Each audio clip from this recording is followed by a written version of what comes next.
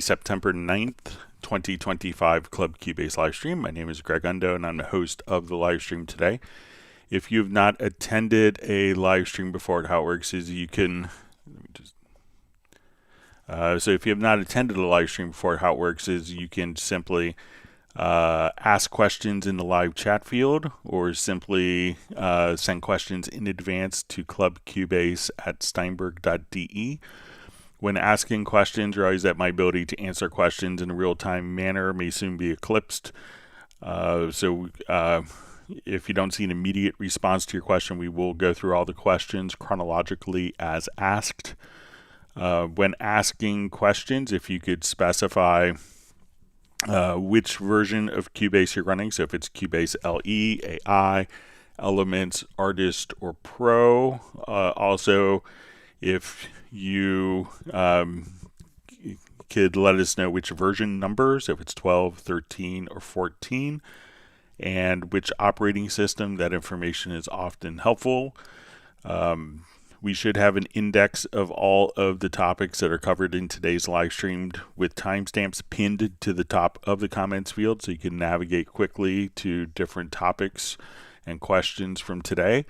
If you want to search for topics that have been covered in previous live streams, you can go to cubaseindex.com, and we want to thank Jan from Stockholm for creating that website. We also have two people that serve as moderators, so we have Agent K and Jazz Dude. So we want to, they're not Steinberg employees, they really do this out of to make it a better community experience, so we want to give special thanks to them, and we'll give an extra special round of applause for Jazz Dude for his work with the unofficial Cubase Nation Discord. It's a wonderful resource of information for the Steinberg community. All right. So once again, my name is Greg Undo. I work for Yamaha Corporation of America, and I primarily focus on Steinberg products. And I'm presenting from the United States, outside of Washington D.C., in Alexandria, Virginia. If you're watching us live, please feel free to introduce yourself and tell us where you're from. And with that, let's go ahead and get started. All right. So we have Stefan saying hello from Sweden. We have Jan from Cubase Index also saying hi from Sweden. You see Jazz Dude checking in. We have Tony Trunzo sending greetings from Australia, where it's very early. All right, and John Barry is just giving a good day, mate, to Tony Trunzo. We have Uno Memento from Finland, and John Barry from England, from the English Riviera. All right, we see Benny from Sweden.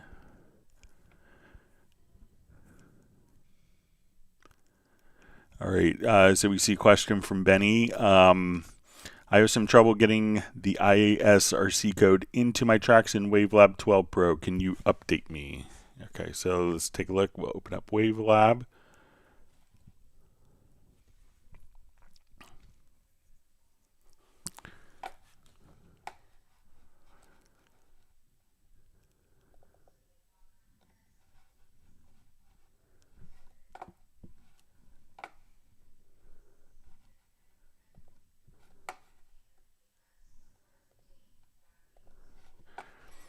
Okay, so let's say if we want to put an ISRC code on. Let's see, I think we have.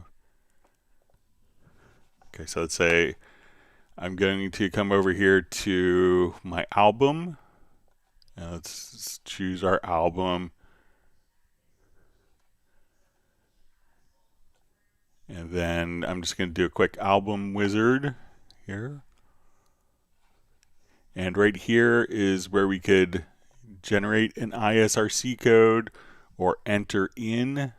So if we want to generate an ISRC code, we could come right over here. So we won't have it generate. So I'll just say apply.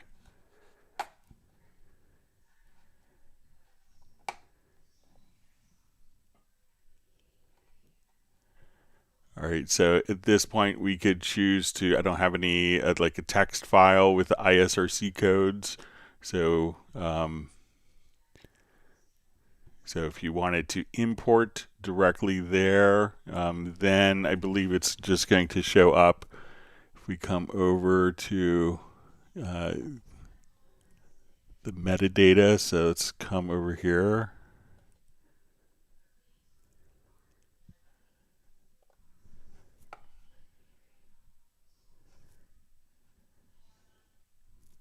So let me know if you have the ISRC codes, because when you go to the album wizard, you could put in the UPC code or choose to kind of generate the ISRC codes if you want. So if you wanted to kind of come over here, but generally I believe you would register the ISRC codes, but then you could just simply come right over here. If you have a text file with ISRC codes, you could just simply import it right from here. So let me know if you have those already registered.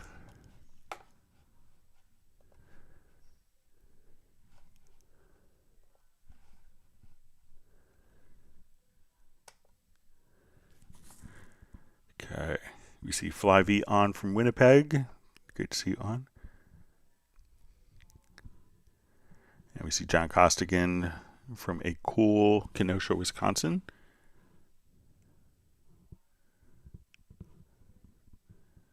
All right, we have Kenny Jobson. Just says, hi everyone, long time no see. Great to see you back. We have Mark Winslow saying aloha from Honolulu. Thanks for being here. All right, we have Barry Chabala joining from Albuquerque. And Algis Remanauskis from Vilnius, Lithuania. Thanks for joining us today. Robert Ladd from Tampa. Spent a lot of time in Tampa when I used to be the rep in Florida. We have Tiago joining from Brazil.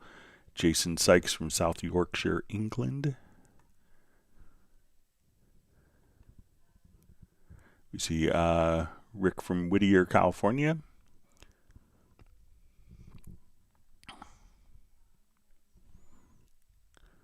All right, we see praise from the Discord site, the unofficial Cubase Nations Discord from Tim K. from Zeist in the Netherlands.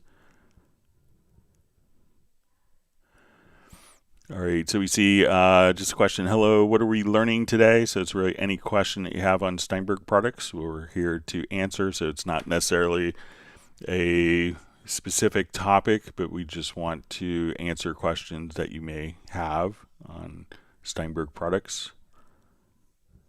All right, we have Manfig joining from Santa Barbara, California. All right, so we see from Benny about the ISRC code. Says, thanks, Greg. Now I got it again.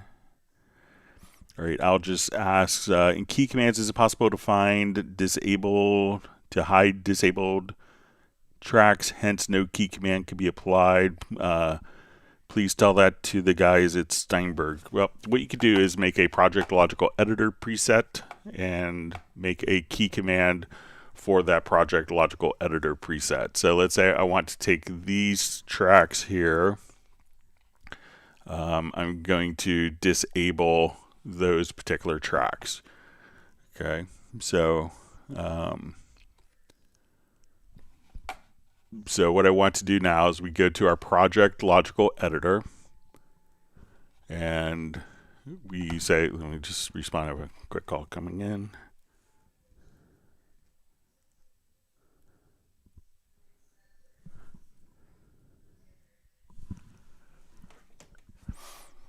Okay, so we're going to say we'll say our container type is equal to a track. And we want to say that the track, we will say the property is set to, I think we have, is disabled. All right, so what I want to do is I'm going to choose to select disabled tracks. So if I come over here,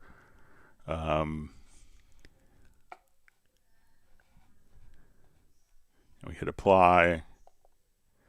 All right, and then what we want to do is to hide the selected tracks.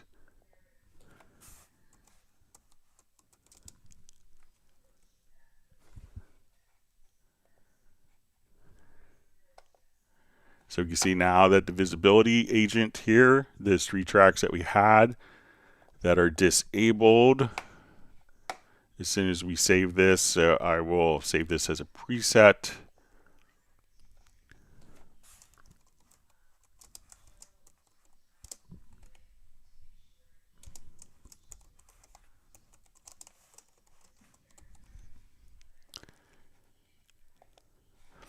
So right now these 3 tracks are disabled. When I run this Project Logical Editor, those tracks are hidden. And if we want to assign a keyboard shortcut to that, we would come over to our key command and we would just come over to Process Project Logical Editor category.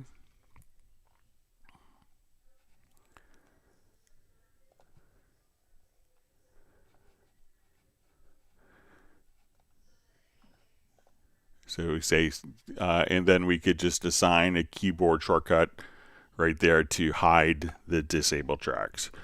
So not every scenario has a particular key command, but you can make again, just say select tracks that are disabled, and in the post process choose to hide those particular tracks, and then all of your disabled tracks can be hidden just like that. So let me know if that works for you. So come here, I'll just enable those particular tracks. So let me know if that's helpful.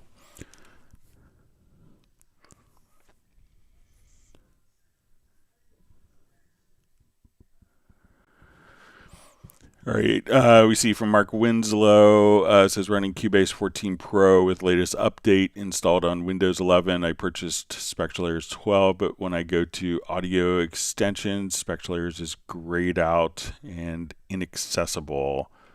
So let me know if your Spectral Layers is activated. So if we come over and we go to our Steinberg activation manager. So, you know, when you are in your activation manager, tell me if you actually see like the Spectral Layers activated. So if we just kind of come over here, we can see your Spectral Layers 12. See if it's actually activated. If it's not activated, it may not show up, or let me know if it opens up as a standalone program as well. But it should just kind of automatically do that. I'll just do a quick search.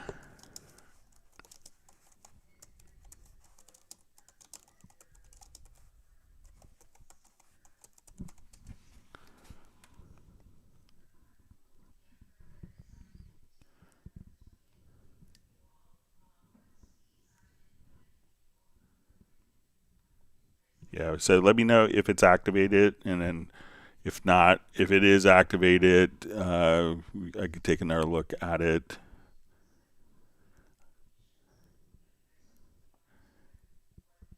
And if not, check like the the VST3 plugins folder and see if the particular Spectral Layers VST3 plugin is in there as well. All right.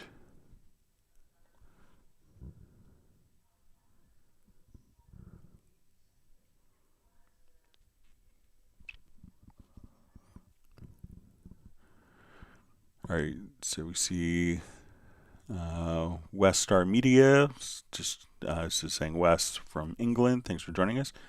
Wonderful to see Razel Zamini from Denmark. So Sunny says, hi, Studio One Pro 7 user here. Want to buy Cubase 14 Pro. Do I have to buy Melodyne Essentials Pro separately to work with Cubase 14 Pro? So if you have your Melodyne license already, it should automatically work in Cubase. But as part of Cubase, one of the things that you have is kind of direct integration with VariAudio. So if you're not as familiar, because I don't think so we have kind of our built-in. So if I wanted to come over here to like a vocal track, I could just double click and then we could go into VariAudio, and then we could do our analysis and do our vocal editing. So when we do this, we could do a lot of kind of the vocal editing directly here inside of Cubase. But if you're running your Melodyne and you still want to run that, you could just simply run it as an extension. And so I don't think you have to repurchase it. It's still a VST3 plugin. It's still an ARA editor. So you can just simply run it as an ARA extension. But if you want like kind of deeper levels of integration, you could try VariAudio as well, which may not, it's probably not available in other tools, other programs.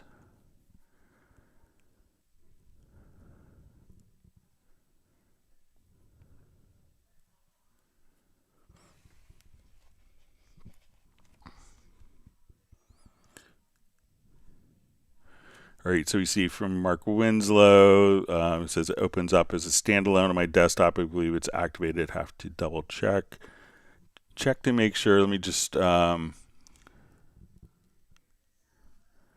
so look in your VST3 plugins folder and you could determine where that particular folder is by going, if we come over here to the VST plugin manager, so as we kind of look at this, we could, you know, select a particular plugin. Let's go to like the information on a particular plugin, so we could actually see you want to go into this path, and it may be different if you're on Windows than Mac OS, but look in this path and make sure that the VST3 plugin is going to be there, and that may do the trick for you as well. So if the VST3 component was installed in a different location, you could just see if it's actually if you see the spectral layers there.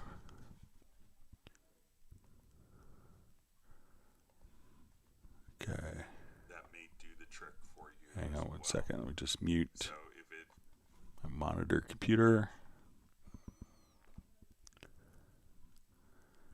All right, we just see Diego Morales just says VariAudio is far better than others too, and Tiago just says it's just awesome for him.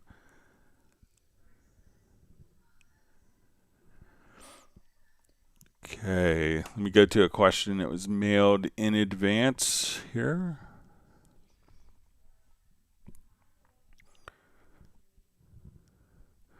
Okay, so we had a question. I've lost the monitor in button. I would like to use this when I record to see if I have a signal coming in through the mics. Not sure how to get this back. Okay, so if we have like an audio track and we don't see like some of the track controls, there are different track controls presets. So you could have like a simple one, maybe a mixing one. So if you have this preset set to mixing, that could cause, because you probably don't need to record enable or have, you know, monitor enable, but for recording you could do it. So you could probably just come over here to like a simple or standard controls, and you see this, there's a little settings cogwheel here. So if we turn that on, we could select an audio track, and then we could have different controls. So if you're in a preset that doesn't have the monitor, it could just be kind of in the hidden controls. So once you go to the hidden controls, once you select, like, you know, one of these, you can add the controls here, and then those controls will show up in the actual folder. But you could also just have kind of handy presets for, I want to see standard or recording as opposed to simple or mixing presets. You could also access this particular set of controls just by right-clicking in the track controls area, and then you'll see track control settings. So once we do that, then you can pick and choose. So for these different types of data, we could come over here, we can see instrument, sampler, what we see on drum tracks, MIDI tracks, group, marker, chord, video, folder, etc. So every one of these different track types, we can see our different settings for us right there. Okay.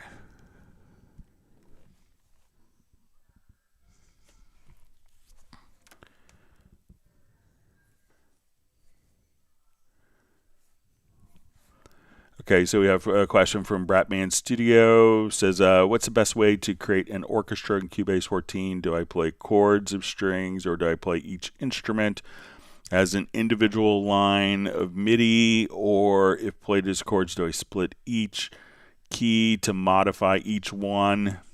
If you want it to be, so it could really depend on what the end goal is.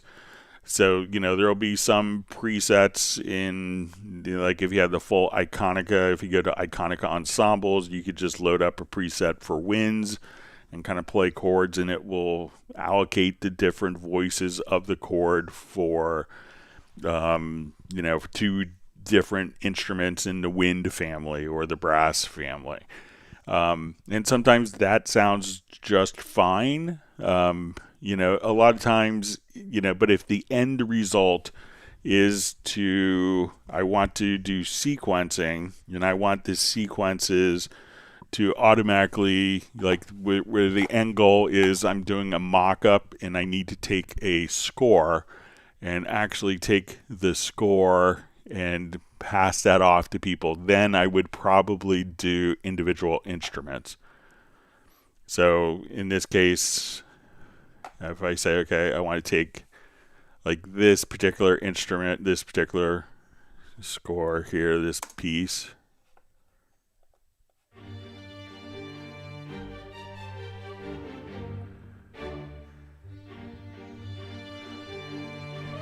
So in this case, I probably could combine. In a pinch, I could probably play both of those on the same voice. But if my goal was to take all of the different parts and prepare them for real musicians to read or for orchestration, and then when I go into the score editor, if they're all broken down into individual parts, then I could just say, okay, we need to print out just the violins. So if I want to come over here, we can say, okay, I just want to see my violin piece. Or whatever. So I could just see my one single part. I want to go to violin 2.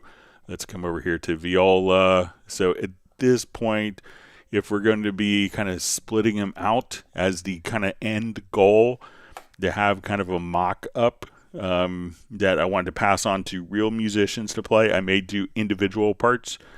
I think that people would often get more realistic orchestrations doing individual parts, but depending upon your instrument and the sounds, if you're just doing chords, and it sounds fine. So whatever sounds good is the most important thing, but it's how, and I wouldn't, if it sounded great just playing chords from a keyboard across different parts, so, if you have it across different parts and it sounds fine, then if your end goal is just to have it sound good, that's fine, but if you needed to split the three, like the string parts into violin 1, violin 2, and viola, then I would probably do the individual parts. So, and sometimes if you're, if you're trying to make it as realistic as possible, sometimes, it's like, people programming drums where they use 5 different sounds at once. And it's like, okay, what drummer has 5 different limbs that they're playing drums with? So one of my friends, Rob Arbitier, who's, worked with Stevie Wonder for years and years, set up his systems, for years.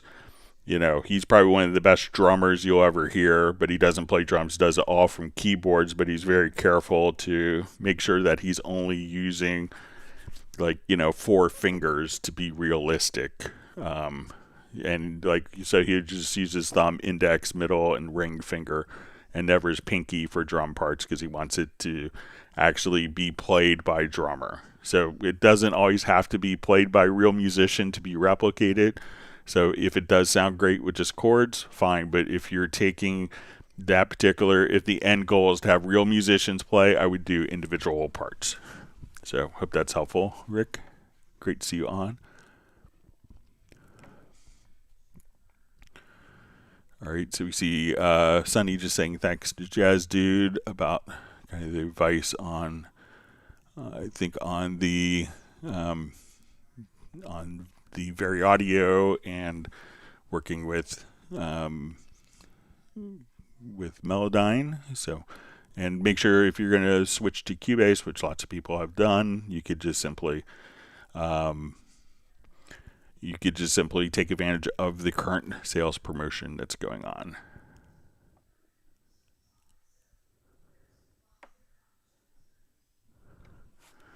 All right, so we see from Patrick Manovell A, so great to see you back. It says, hi Greg, can we add modulation on same track with a multi-LFO transgate effect with different timing or duplicate track? So let's say if, I'll just...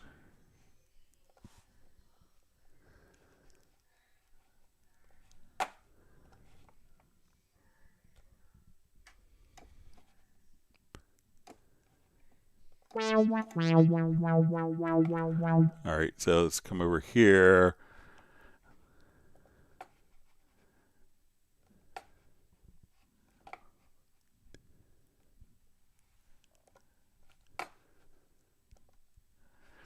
All right, so let's say we have our instrument here, so I'll open up my instrument. All right, just reread the question here. Can we add modulation in the same track with the multi-LFO transgate effect? Okay, so let's say if I want to come over here and if we just automate, let's see if we could just click on. So I'm just going to come over here and add the mute. All right. So let's see if we could just, and let's put this as,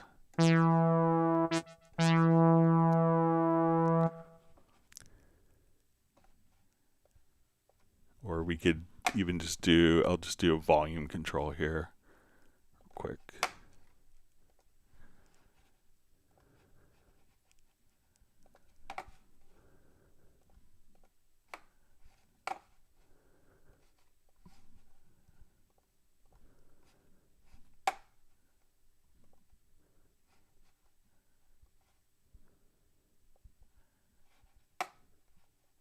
Okay, so let's come over here.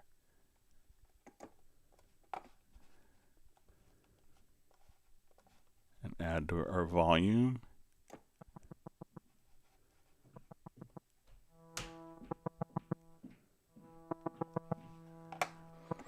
All right.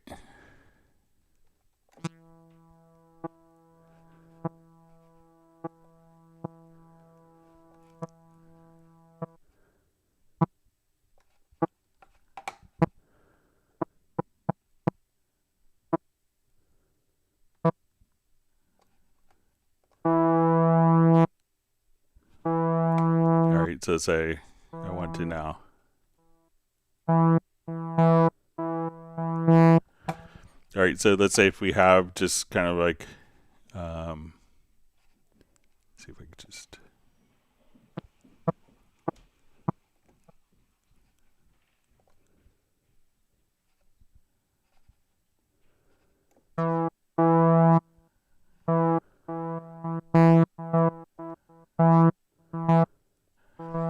And now if I wanted to add like a different LFO and have that at a different rate for volume. So let's see if we come here, let's just, so now we could just have this LFO also modulate, or or if we want to come over here, let's control. So you could assign kind of the same parameters. So if we want this to be like every 2 measures to have a modulation.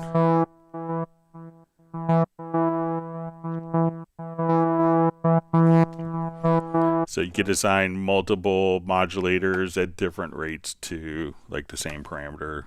So let me know if that's helpful for you, Patrick. Good to see you back.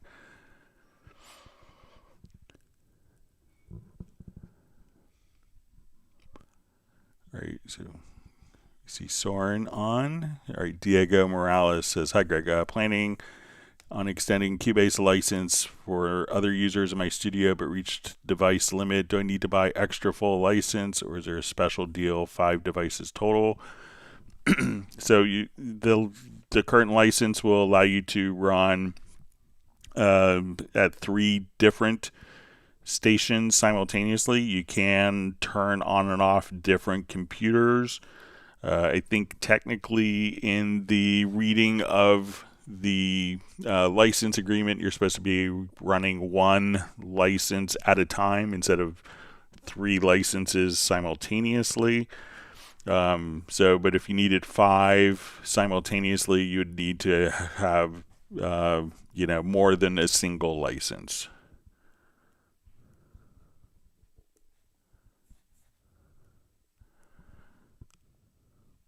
All right, FlyV is just asking, says, I'm curious, Greg, what's your way of releasing albums? I'm using very little samples I purchased. Are they allowed? And I'm waiting for an approval from Lander on my album.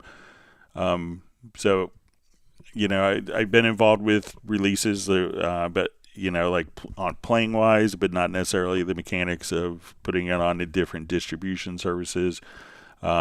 So I would say that if you use samples, like all the Steinberg samples are clear for you to use without worrying about any copyright restrictions. Most of the time when you purchase, and you could read the end user license agreement to see if when you purchase a sample pack, if it's free and fair use, so that you could use it in your copywritten materials. So most of the time when you pay for a particular license, you're paying for that, but there could be some sample packs that aren't, and something to be aware of. If the sample was used on another song that's already been kind of gone through the AI copyright algorithm, we'll call it, you may get dinged, and often you may just go, oh, I used the same sample that someone else did, but it just shows up as if they have the copyright on that particular loop. So I think technically the copyright is only for, melody and lyrics, and not necessarily for samples. But obviously people, if it's kind of a recognizable aspect, can sue for that. So, going back to Vanilla Ice versus Queen, if something is kind of obviously sampled, that you'll be in problem. But most of the time when you purchase a license for loops or a program like Cubase, all the content that comes with it is free and clear for you to use. All right, wonderful to see Vishnu on. Thanks for joining us. Saying hello to myself and Jazz Dude.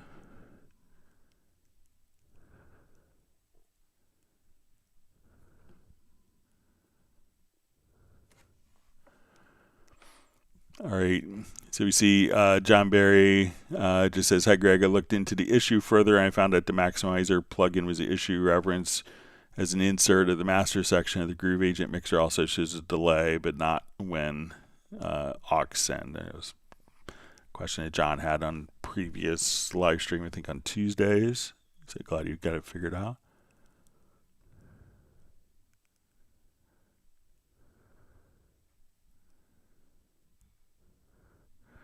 All right, we have EJ says, hey, Cubase just bought a license today. Congratulations and welcome to the Cubase family. It just says, EJ says, chord track is the most amazing feature, main reason I changed from Ableton. Can't wait to check out all the features here. Well, welcome to the Steinberg family. We hope to see you on many more live streams as you come along on your Steinberg journey. All right, so see, Tiago just sent me vocal and acapella choir material that I could use. Thank you for that, Tiago. All right, we see Sway TV and Recording Studio just saying hello to everyone from New Jersey in the United States. All right, let me jump to another question that was mailed in advance. All right, so we had a question that was kind of asked on the last live stream from Steve, and he asked, the Groovy Ballad Groove Agent 5 kit is still a mystery. I've sent the pattern seems to be on F sharp, and I can't unmix / dissolve it into different drum parts. The example for Groove Agent 5 works on mine too, but some reason Groovy Ballad doesn't work. All right, so let's take a look. So let's come over here. We'll open up quick instance. So when we work with some of the larger kits, and I'm going to do this in the full Groove Agent.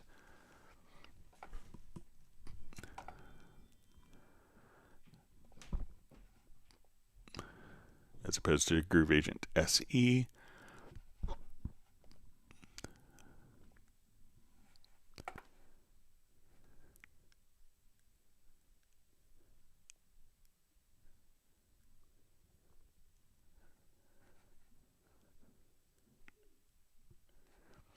All right, so some of these, okay, so let's say if we have,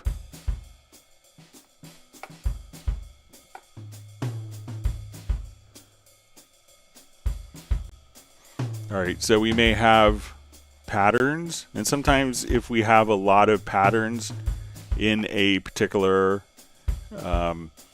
if we have lots of patterns in a particular kit, so if it's like not a Groove Agent SE kit, but if we're using kind of another kit, and if you drag it in and it's kind of not sounding the same as when we kind of, let's say if we solo this, and we'll see if this kind of sounds the same. So if when you drag a kit in, and if it sounds different at this stage, what you need to do is to turn on this little use pattern MIDI port for pattern pads. What happens is, because sometimes we may have an instrument that has, 100 different samples on it, and we may have an instrument that has like 40 different patterns. So we only have 128 MIDI notes to choose from. So each of these can be actually just triggered from a particular MIDI note. So turning this icon when we go to the patterns is just simply that gives a separate MIDI port so that we don't have any overlap between the sounds and the particular kit. So now we have a separate port for the MIDI patterns. So we have 128 MIDI patterns and 128 different samples or notes that trigger samples on different kits, so that when we drag out, we won't have any conflict between those two. So if you drag a pattern out from Groove Agent, and especially when you have the full version, and it seems like things don't sound the same as when you listen to the pattern here, click on this little icon, and then when you click on that particular icon and drag it over, that will separate and create a separate MIDI port for the patterns and a separate MIDI port for the actual notes that trigger samples. Okay.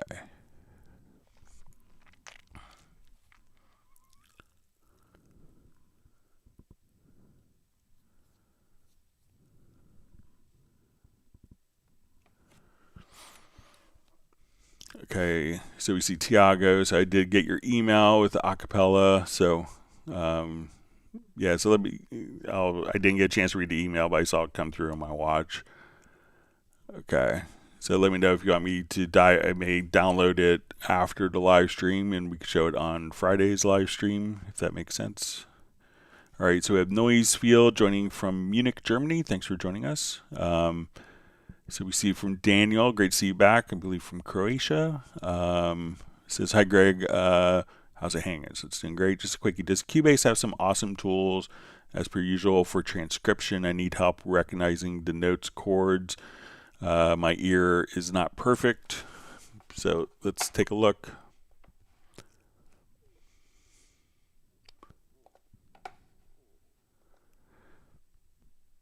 So it doesn't have kind of like transcriptions of like multi-voice material. So let's say if we have something along these lines here. Do you recall the day we first met? That was a long, long time ago. It was 7th grade. All right, so if I want to figure out what the chords are, if I take like the guitar part here, so we could just say, okay, I want to take this guitar part.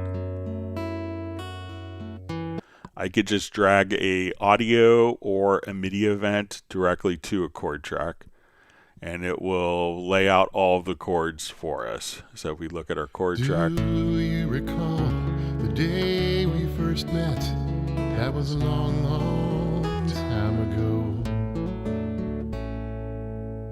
It was 7th grade in the school parking lot, waiting on our yellow coach to ferry us home. You looked my way and your heart shone through. All right, so now if we wanted, so we could see what the chords are from like, you know, a piano or, you know, or a whole track, just drag the whole track as an audio file to the chord track. Now, if we want to do like an individual instrument, like let's say I want to take the bass part here, and we want to do this. So if we go into our VariAudio editor, it was 7th grade in the school parking lot, waiting on our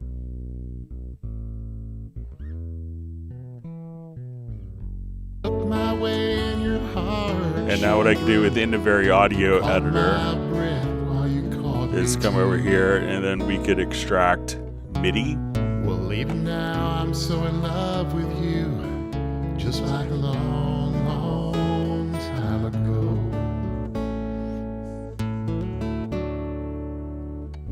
Oh, I remember the day that we went. So let's say, okay, I'll name this like bass guitar, or we'll call it bass. And now when we go into our score editor, we can pick the instrument.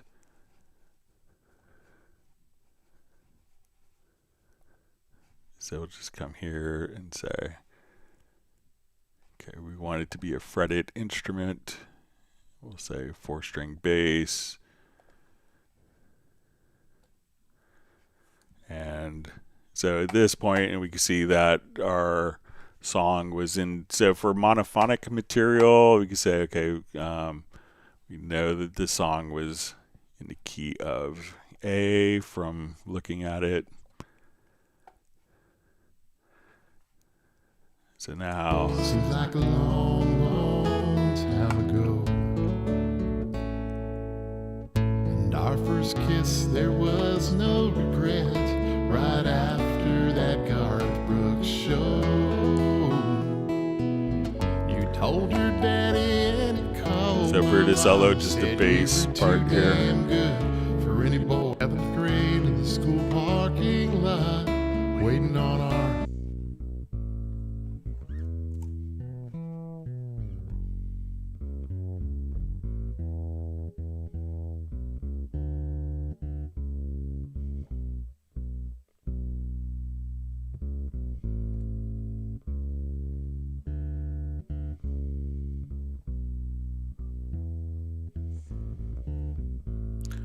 So for monophonic sources like your vocals, the saxophone, violin, bass, we could use VariAudio for doing the conversion to MIDI, and for kind of polyphonic voice material, you could see what the chords are just by dragging it to a chord track.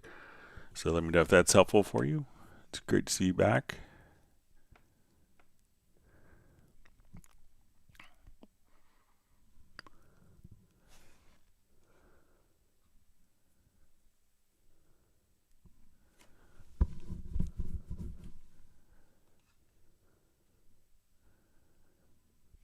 All right, wonderful to see Tim Weinheimer joining from Mission Viejo. All right, we see Balsa joining from Montenegro. All right, so Tony Trunzo says, Greg, I have MIDI tracks that are named kick, snare. When I render in place, the new tracks get renamed to stereo out. Is there a way to keep the original MIDI track names as their rendered files, please? Yeah, so I think what happens... so just create this. It could depend on how it is, like the processing is done. So let's come over. So let's say if we have an instrument track here.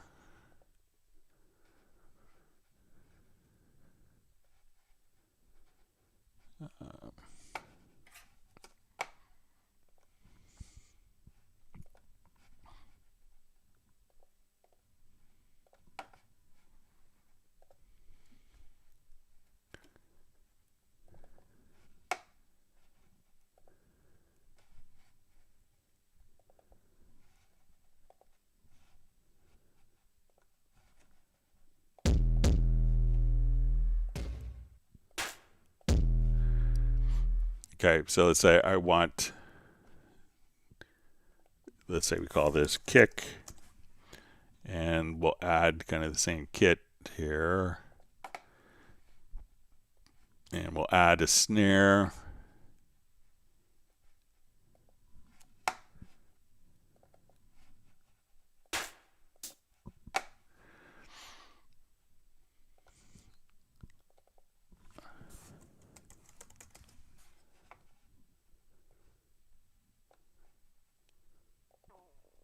All right, so let's...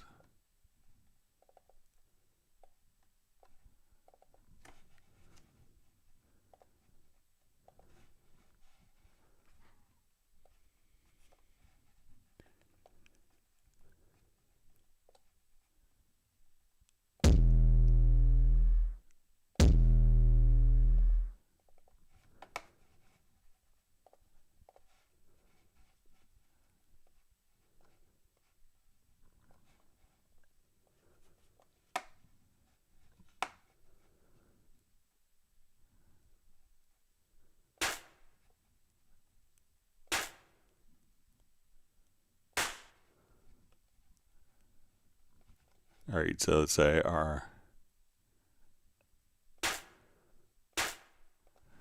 All right, so let's say if we just kind of play this, we'll have our...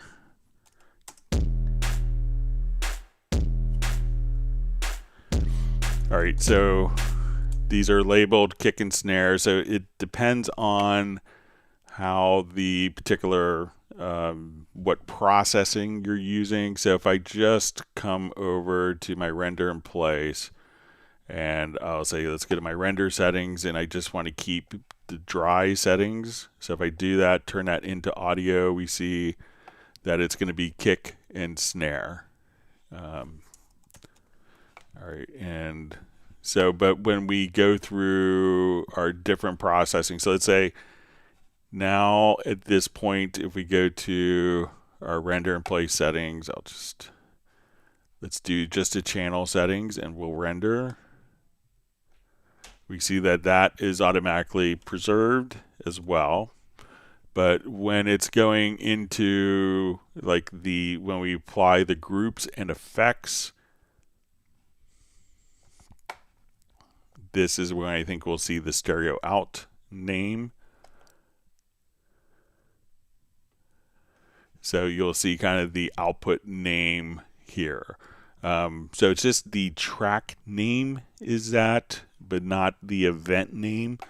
So if you don't need to have like all of the particular insert effect or the send effects and groups included in the render, just maybe do channel settings or dry. I know I've kind of passed this on to Steinberg to see if they could have the consistent naming, but this will just use kind of the naming configuration is going to be the output bus that it's being sent to when you do the complete signal path. So that's the basis for it. So if you set it to dry or to channel settings, it will retain its existing name. So it's been brought to Steinberg's attention that it'd be nice if that was for all of the settings for the particular track.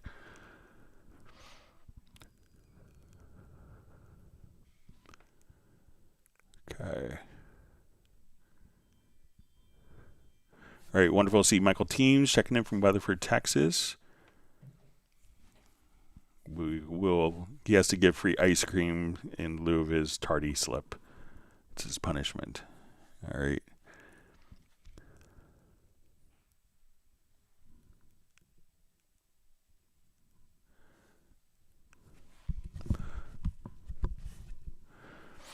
All right, so we see from Noisefield says, I just want to make a suggestion, Greg. I would really appreciate it if your live streams had a theme or topic. I think that would certainly lead to a significant increase in stream views.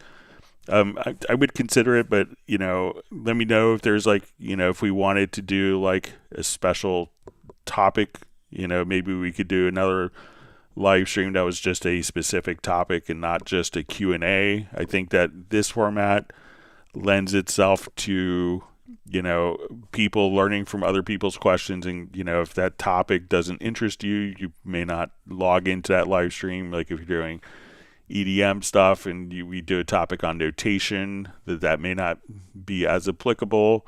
But I'm always willing to, I do the live streams to help people. So if other people want to see like specialized themed or topic live streams, we could do that.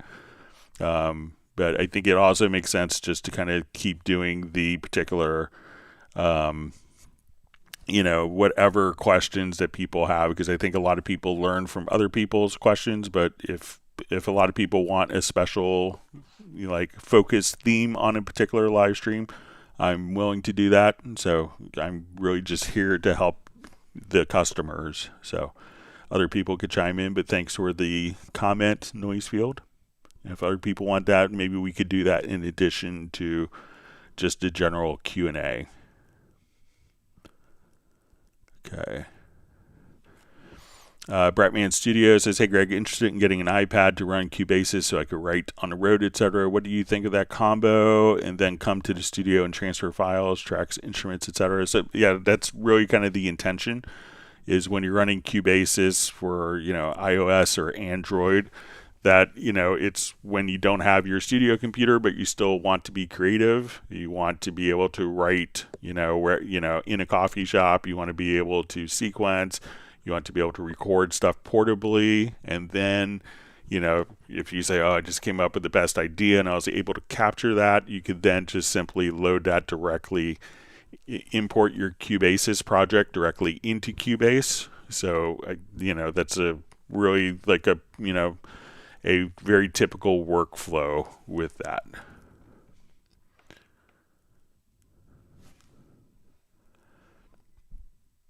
All right, we see Michael Teams giving kudos to Jazz Dude for the great Discord and his moderation. He's received 1 gallon of coconut almond ice cream.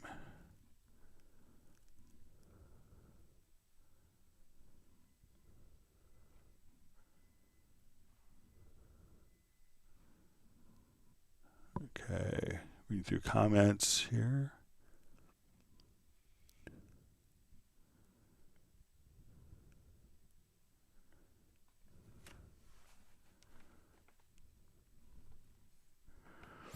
All right, so we see a question from Jose. Hi, Greg. Is it possible to route the output of a virtual instrument into a drum track? So I can use the drum track as a pattern sequencer for that instrument. So yeah, so if we want to come over, I'll just mute these particular events. So we could just add the pattern. So it's probably not the drum track, but maybe the pattern editor. So when we come over, we could just say, okay, I want to add an instrument track. Let's add a retro log. And so we'll make this, and I'm going to choose to make it a pattern event. So I'm going to come over here. Let's add a track. All right, so now on this particular track, when we go to the editor, so I could just double click and we'll create an event. And I'm going to just kind of change these particular voices here. So let's say,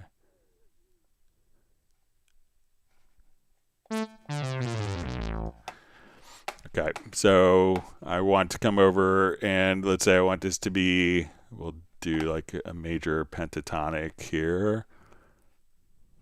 So I'm going to just change the pitches.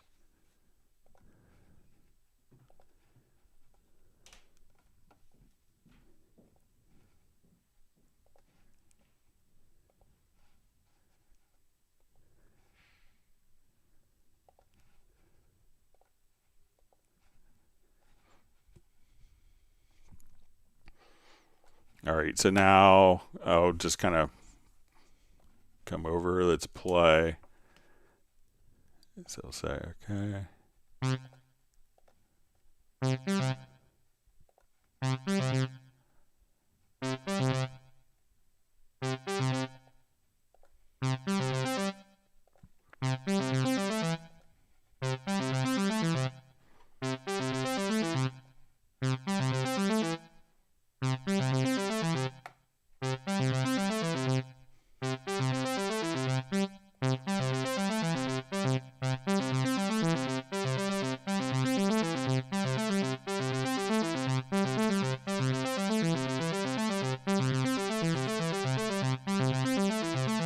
So we could just kind of use that for our particular pattern. So let's say, okay, I want to come over and let's make a new pattern and let's randomly generate a pattern here.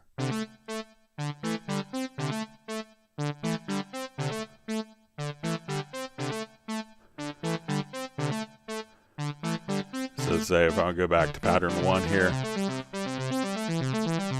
And let's go ahead and if we, so I could now just come over here, say, okay, let's do, maybe more of, different variations. So we can say, okay, I want to select, I want to duplicate this pattern here, but let's do kind of randomization. So we can say, let's do, a hybrid randomization of a particular project. So we could just kind of come over here and add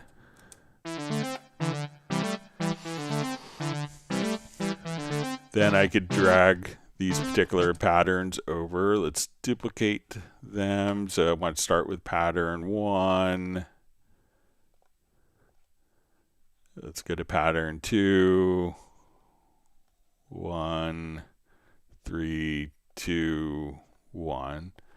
So we could use any virtual instrument.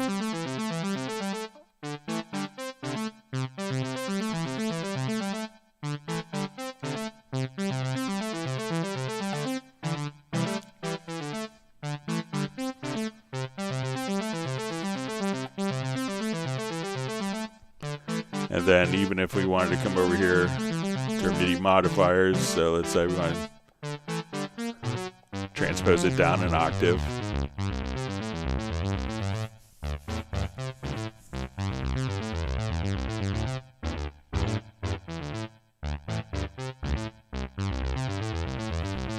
So there's no reason that the pattern editor can't be used for other instruments. So it's not just with the drum machine. So let me know if that's helpful for you, Jose. All right, we see that Tiago has received 1 gallon of strawberry tart ice cream from Michael Teams. All right, we have VS Terranova joining from Amsterdam. Great to see you on.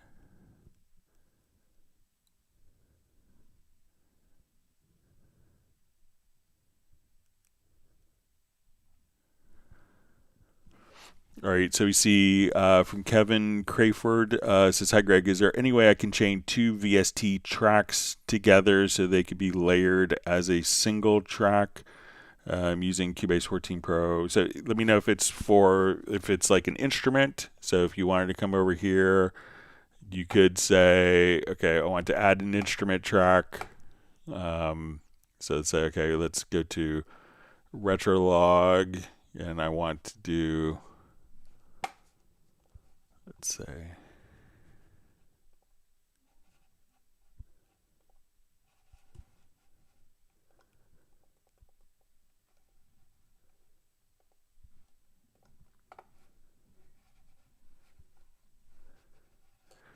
okay, so let's say we'll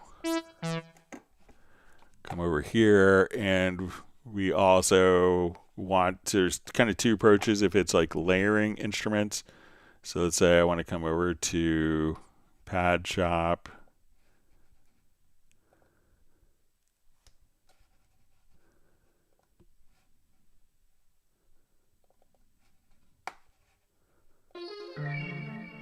All right, so if I just kind of put these two instruments together, and if I wanted to layer those.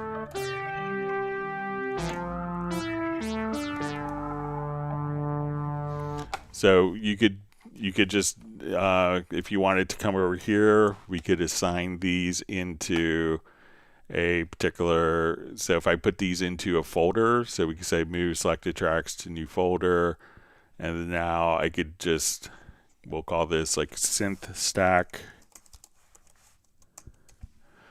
So now as soon as I arm the folder, we could play those particular sounds like that. We could also, if we add a MIDI track, so let's say I want to, let's add a virtual instrument here. So we'll say, I'll go to my VSTI rack, and let's add a rack instrument. So I want this to be a Hallian Sonic. We'll create a particular sound here.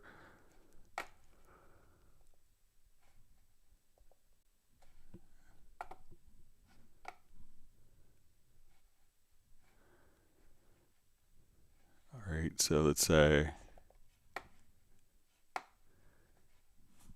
all right, so let's say we have this. Let's see.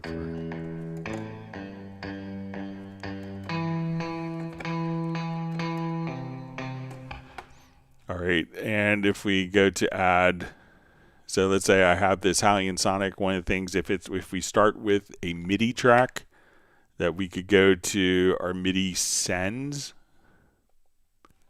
So we'll see. Make sure I have the MIDI sends as a section here. Yeah.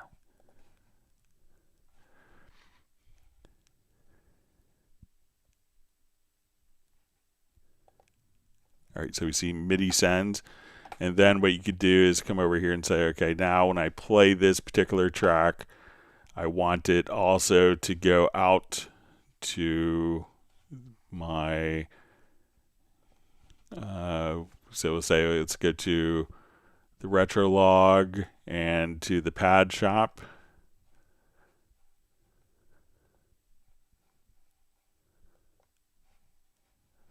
So now when I turn these on and I play this one voice, we could layer those three sounds on one particular track. So, you know, many people will just kind of do different, you know, put it into a folder track, and that way you could easily kind of render each of the particular instruments separately. But let me know if that's helpful for you.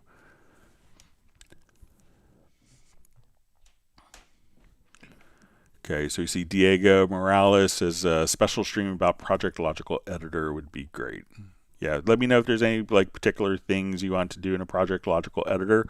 So if you know, if we have a group of people that send like, you know, 10 things to do in a Project Logical Editor, I would be happy to do that. But And let me know if it's okay. Maybe we could do it on the end of the month. Like we usually do like 2 hours at the end of the month for a particular, we usually do 2 hours before we do our Zoom social meetup. So maybe we could try doing the last one of the month to be a focused topic live stream. So let me know if that makes sense. And if other people want to chime in, that'd be wonderful.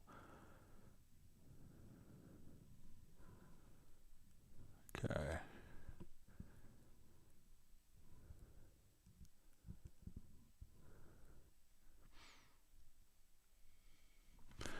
Okay, so we see from Bim Bim, just says, "Hi Greg, sometimes I select a track and it jumps to another track. What do I do wrong? How do I fix it?" All right, so make sure it could be there's a couple of settings, so I'm not sure. So if you select a particular track, if a track is, let's take, if we have these two tracks that are linked, so let me just add some audio tracks here. So I'll just add a couple of audio tracks. So let's add 4 audio tracks, and we go to our mixer, and let's say I want to link these 2 tracks. So I will come over and let's choose to link.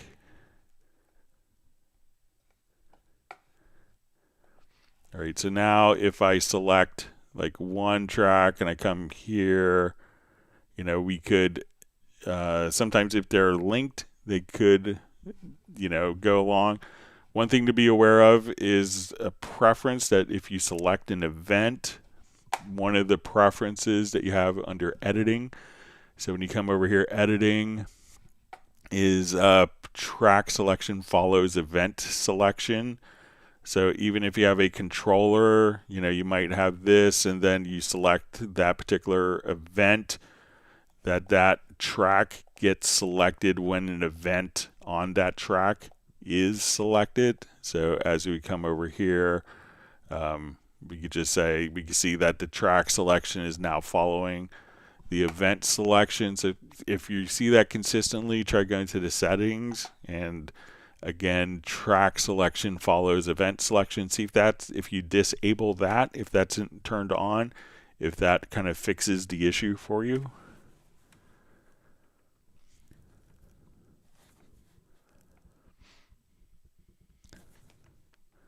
All right, so we have a question from Cycling is Awesome. It says, "Hi Greg, how can I increase CPU power? I have an i7 processor, so the computer should not be the problem. When I use plugins like Ozone, I get dropouts. Thanks." Well, Ozone is a notoriously high CPU plugin, but realize that if you are doing how you employ the processing and where you employ the processing could make a difference as well. So if we want to talk about audio performance, I'll show you an idea. So if you're kind of working with like a super heavy plugin, let me just see if I still have this one in my recent. No. All right, so depending on the signal path of your processing could have a huge impact on kind of the audio performance. So, and I may say CPU performance, but we'll say audio performance because it's not. All right, so let's do like a quick CPU test here. So I have this project, and this should be audio performance test. But let's say if we have like your Ozone on a master bus, you realize that often, if we're running particular plugins, all right, so I'm just going to come over here. We'll turn on. All right, so I'm going to select, let's say these 4 tracks. I'm going to disable these tracks. All right, so if we have particular plugins in our chain, And let's say, okay, we have our plugins in the chain here. So like this one track, when we look at this, I'll just open this up. So I'm going to enable this track. So this one track will have, let's say, and I put like a kind of a heavy delay plugin. And we put, let's see, 1, 2, 3, 4, 5, 6, 7. So we have 8 of this one plugin that has like 8 plugins within it, like a multi-delay. So when we have a particular track, this track is only going to be able to and if we do inserts on this particular track, that's only going to be able to utilize one CPU core. Okay, so let's say I want to take, and I'll just disable these tracks here.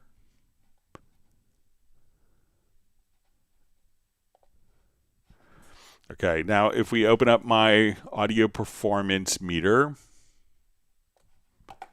all right, and so what we have is a number, so we have 8 inserts here in one single track, and then I took 8 tracks and put one insert on each of the 8 tracks, and let's go ahead and compare, and this won't make any sense audibly just because.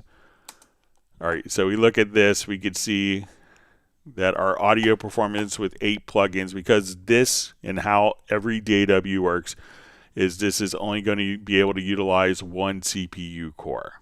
All right, so we can see that because we're only using one CPU core, that we could just simply, that this could bring your DAW to a crawl. All right, so when I come over here and let's toggle, so let's enable the selected tracks there, and I'm going to disable this track at the bottom. So now I'm going to take 8 tracks and that have the same plugin, but we're using that same plugin 8 times, and I'm going to disable this particular track. So as we do this, we can see that this plays without, so you're running the same number of plugins, but each of these tracks can be split across different processing cores. So what you may want to do, because if you have all of the processing on your master fader, at that point the master fader may, this is all, if you're sending all of your processing through your master fader, everything has to kind of serially go through and be processed, and that could limit the use of CPU cores.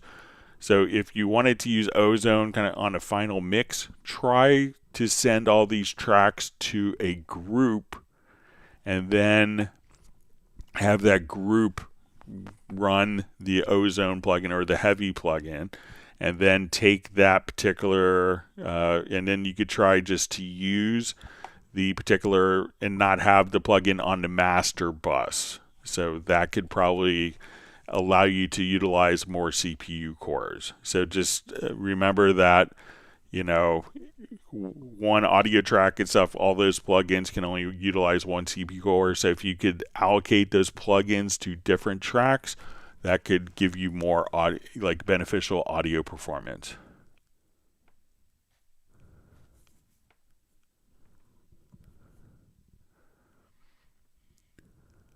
All right.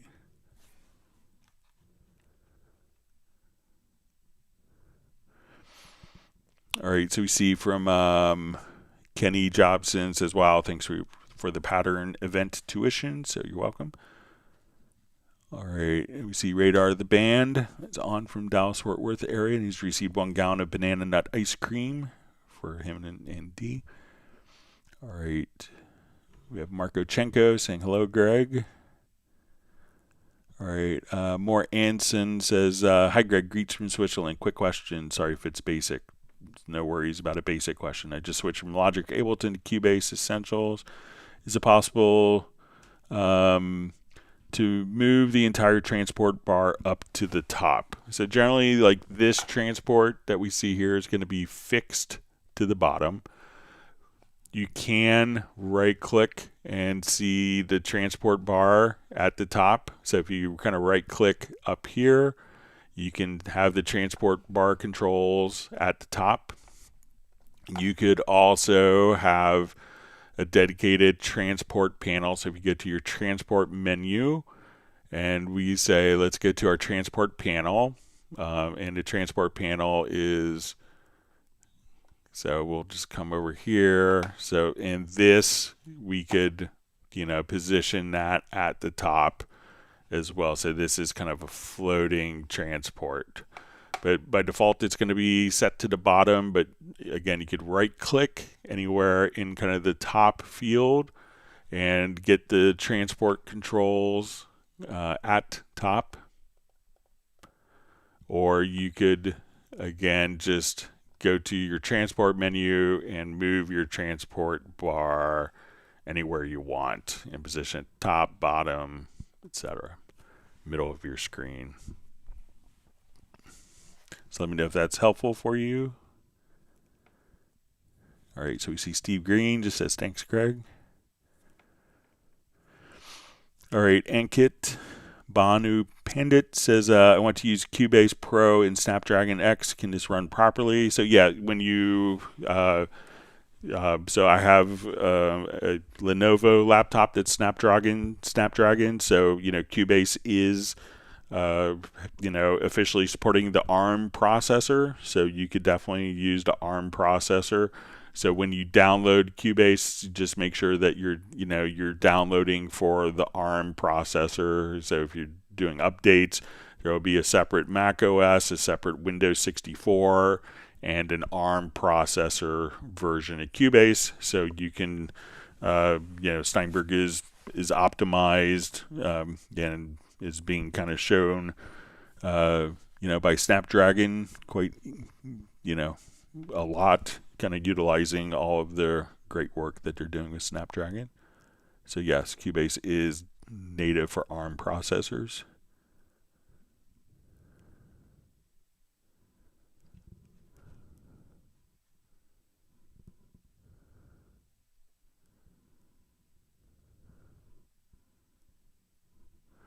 So Kenny Jobson just says, thanks for the CPU core stuff, very useful. All right, we see Alexander saying hello to the Cubase family. Great to see you on. Yeah, I just see a comment from Jazzy. It says Steinberg Cubase is now in preview. So version 13 was in preview, but when we did 14.02, that was officially supporting the ARM processors and Snapdragon X. So get great performance with it. Okay, so we see Michael Teams has granted me 1 gallon of mint chocolate chip ice cream for my family and myself. All right, so we see Mo Anson says, thanks a lot, Greg. Really appreciate your clear explanation. You're welcome.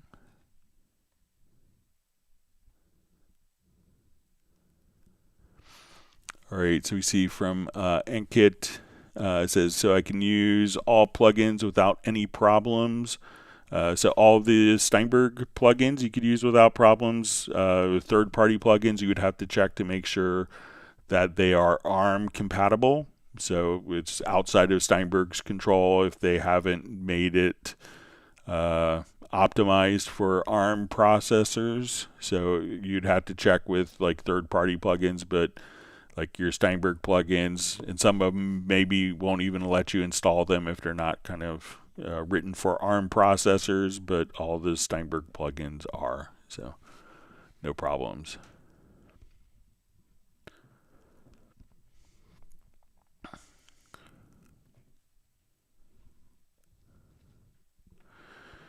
All right, so we see from Alexander, does Cubase have spring reverb? Found some presets in Reverence, but honestly not so excited when I compare it with other spring reverbs.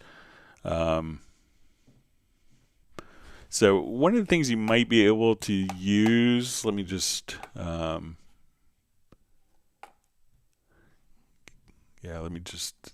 is maybe within the VST amp rack. So let's come over here. Let's Let's just try it on the guitar part here.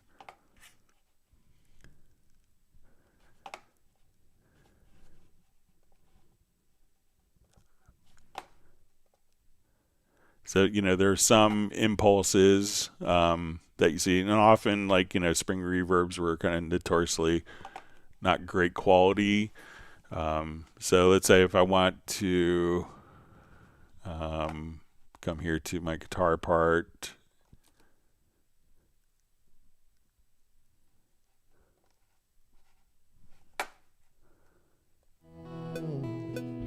You look my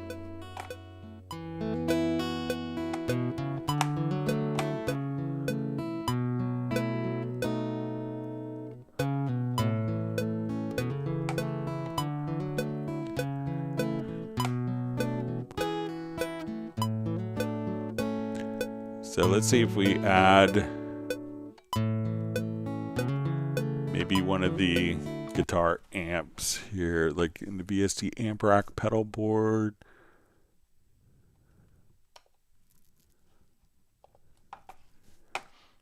So if we come over here, let's take a look. So VST amp rack.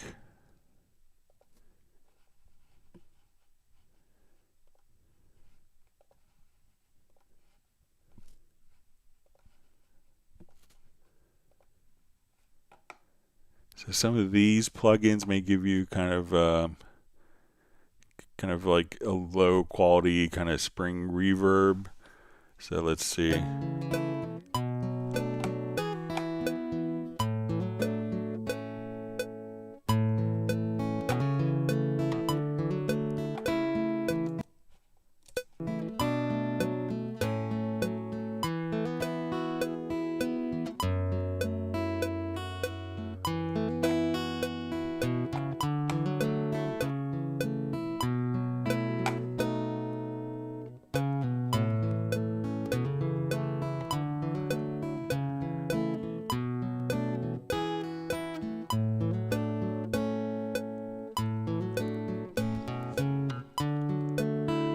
See if when we compare that to, so there's not like a specific spring, but I'm sure there's some impulses that could be available to download as well. But let's come over here and go to the reverence. Most people try to avoid spring reverbs because everyone that kind of worked with them in the day. But for kind of like some guitar stuff, it could be good and interesting. So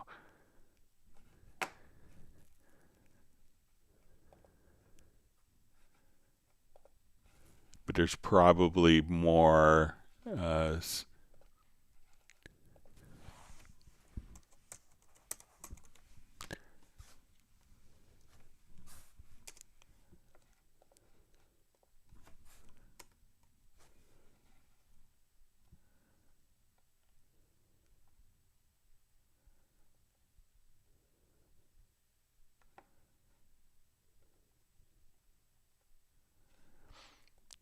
yeah, so I don't know.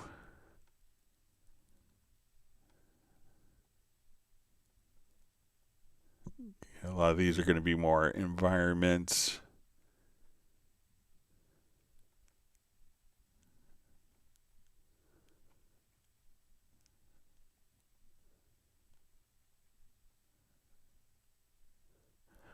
Yeah, but I'm sure that you could probably download an impulse as a WAV file and then import it into. So let's just take a quick look and see if we do like a spring reverb impulse.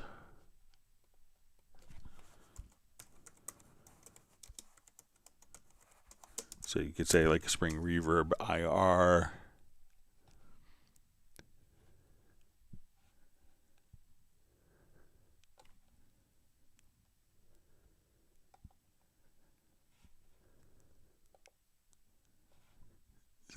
There might be some that you could download and play around with and load that into Reverence, but I don't think that I'll take another quick look at just the VST amp rack and see if there's any other.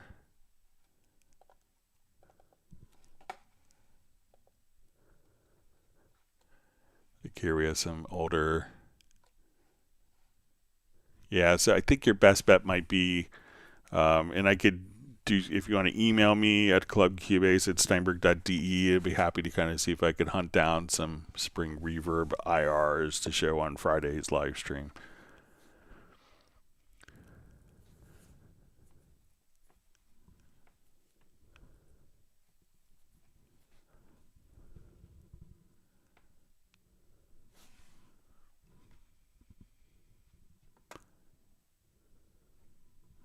Okay.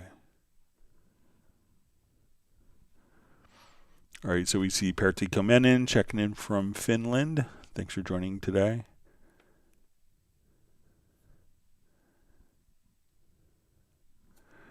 Okay, so Anki just says, any problem in the plugin and big projects in Snapdragon X, so I could buy the laptop. So not if you're using all Steinberg stuff, but make sure any third-party plugins that you may want to use, that they're compatible.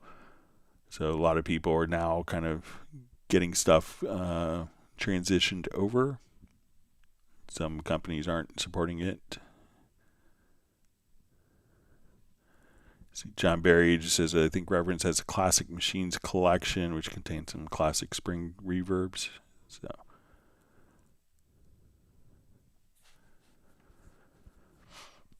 all right. So we have a question from Yope. It says, hi, Greg. Can you give me a quick tip on Atmos Advantage for release via Apple Music? I don't see in a render output level window. Thanks. Greetings from Switzerland. Okay, let me just. So I don't see the render output. I don't see the render output level window. All right, so let me just. We'll kind of start our Atmos project here.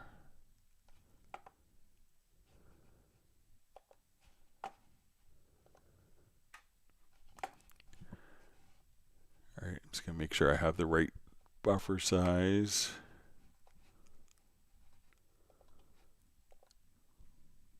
Okay.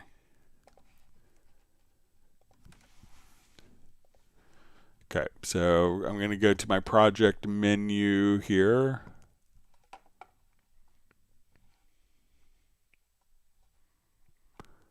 Okay, and go to ADM authoring. We'll go to our setup assistant.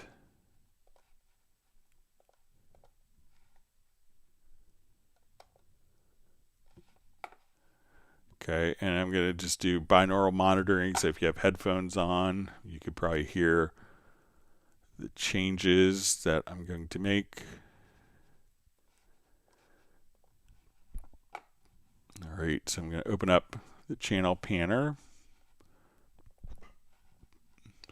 And as we do this, we can I'll just automate the panner here.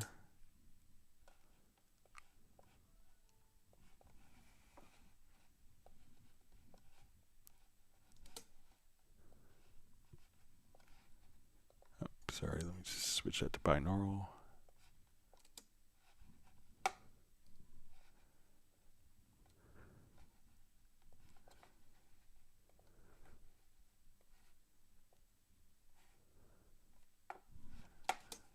Let me just check on preference here.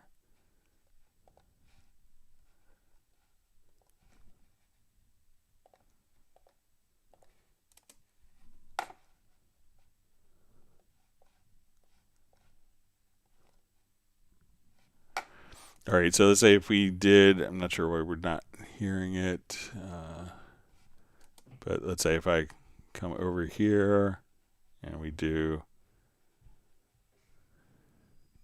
our panning. All right, and we go back and this be automated. So if we go to export our ADM file.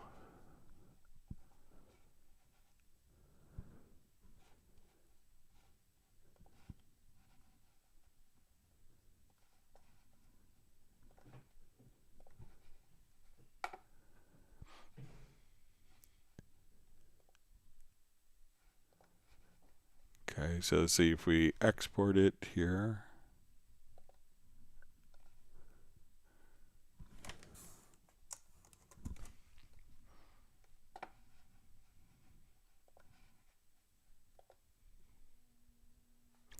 So I'm not sure if you you don't see the render output level window. So I think, you know, as you're doing it, you know, it's just going to be going into like your bed channel is kind of where you're going to be getting kind of most of your level here. So as it's going into the bed, but let me know if I'm misunderstanding, if you're expecting the render output level. But I think that, you know, this, when you export the file, is automatically taken into account, you know, during as the mix process for the level. But let me know if I'm misunderstanding.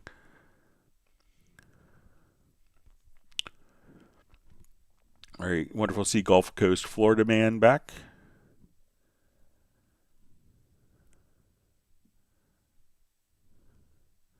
See Pertico Menons liking new Michael Teams, probably and also maybe the Hot Mess project.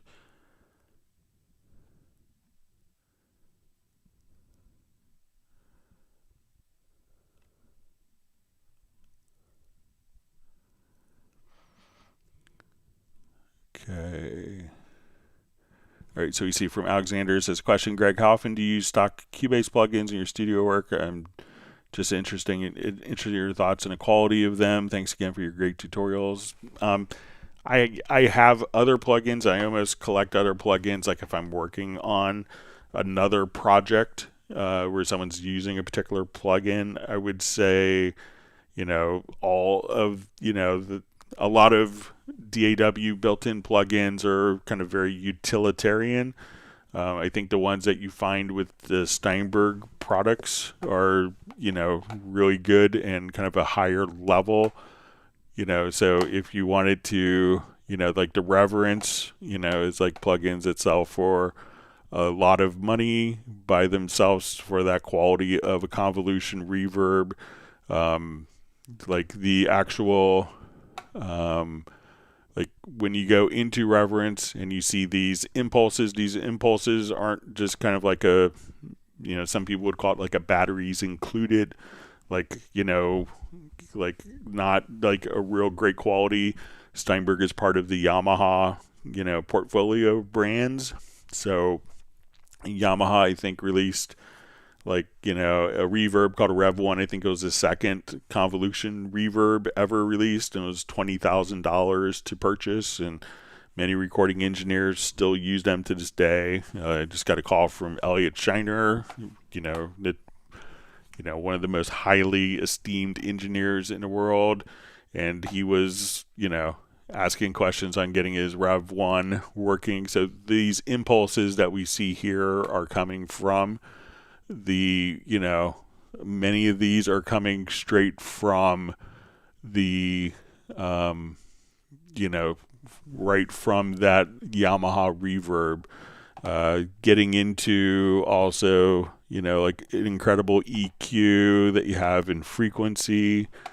If you want, you know, like really phenomenal dynamics. So if you would say, okay, like the Black Valve is a very highly regarded compressor, as is, you know, if you want to go to like the vintage compressor or tube compressor. So these are, you know, very highly regarded. You know, if you want to do anything with a delay, probably the most comprehensive delay ever conceived is going to be the multi-tap delay that comes with, and then if you want like just really, you know, nice things, also just, you know, a shimmer reverb, so you don't have to spend, you know, a lot of money. So I would say that you could do a tremendous, you could, you know, I what I see most people and what I've seen in my work is that if you didn't have any third-party reverbs, you could definitely do great pro quality work with just the stock Cubase and Nuendo plugins. They're very highly regarded. I know that some plugin companies don't like Steinberg because they're, our users tend not to buy a lot of third-party plugins, not as much as other companies.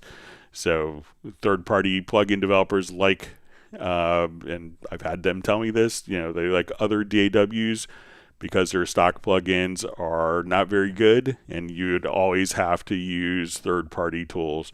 Whereas that's not necessarily the case, I think, with the built-in stock, the high-quality plugins that are included.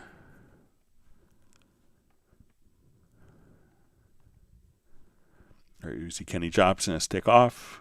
He says looks forward to the index. So.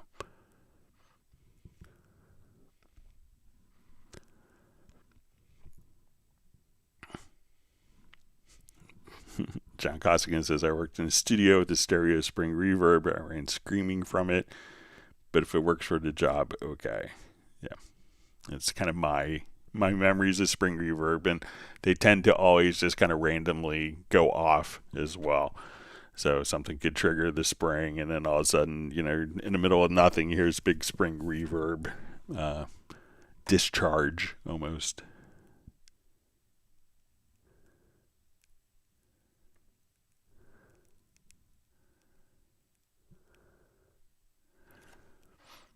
All right, so we see John Barry just saying, hi, Greg. Reverend says spring tube, spring twin, and spring British lead, spring alt, reggae presets. So maybe if I was in Nuendo, there might be more, but let me just take a look. I didn't see those. And maybe there's a different content set for me, but maybe I have to just check my downloads again.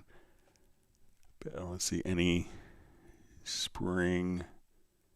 But maybe I need to get, you mentioned the classic machine, so I could take a look and see if that's another download maybe I forgot to get on my new computer. But thanks for letting me know.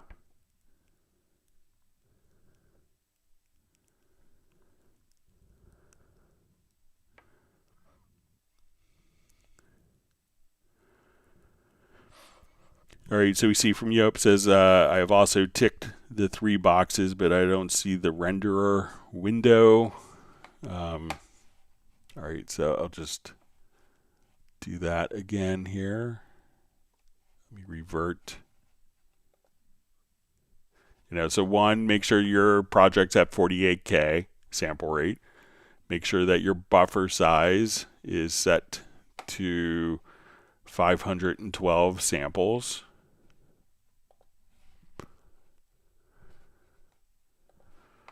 Okay, so let's say if I want to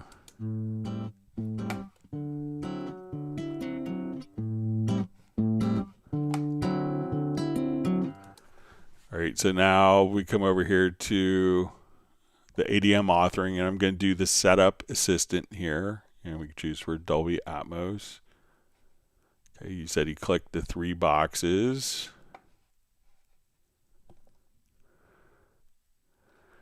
All right. And then the renderer window.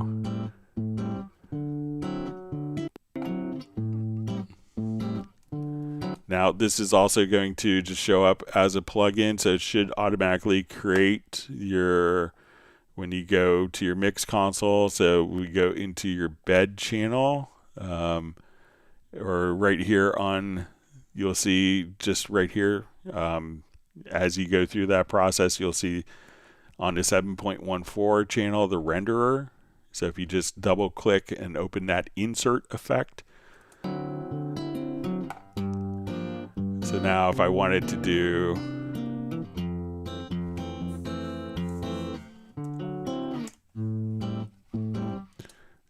so now like if you're listening to headphones and we go to the particular channel and open up its panner,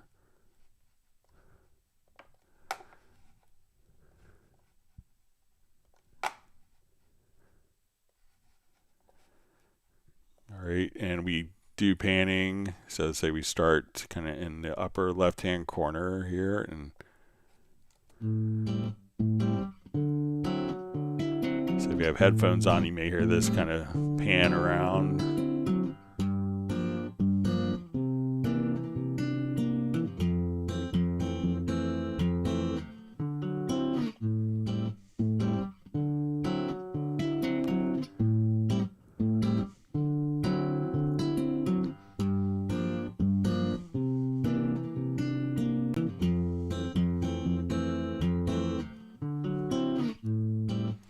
All right, so now once you have that done, if you need to open up the render for Dolby Atmos, you see it on the 714 output.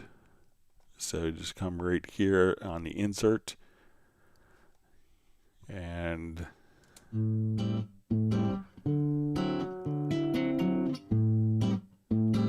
you can see kind of which outputs are being utilized here for the standard bed.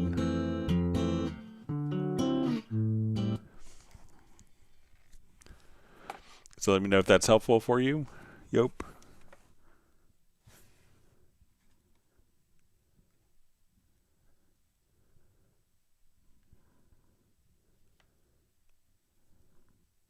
Okay.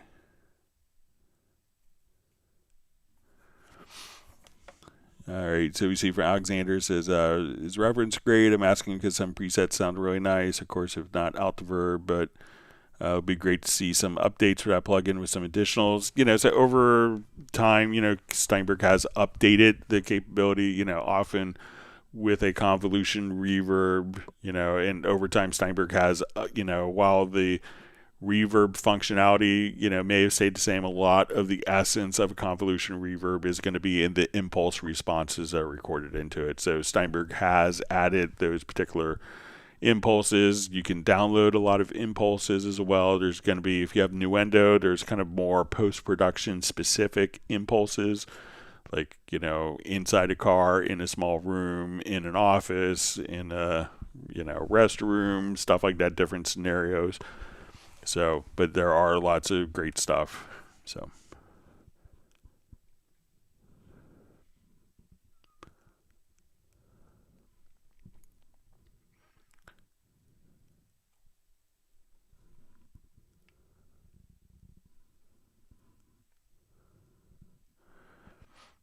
Okay.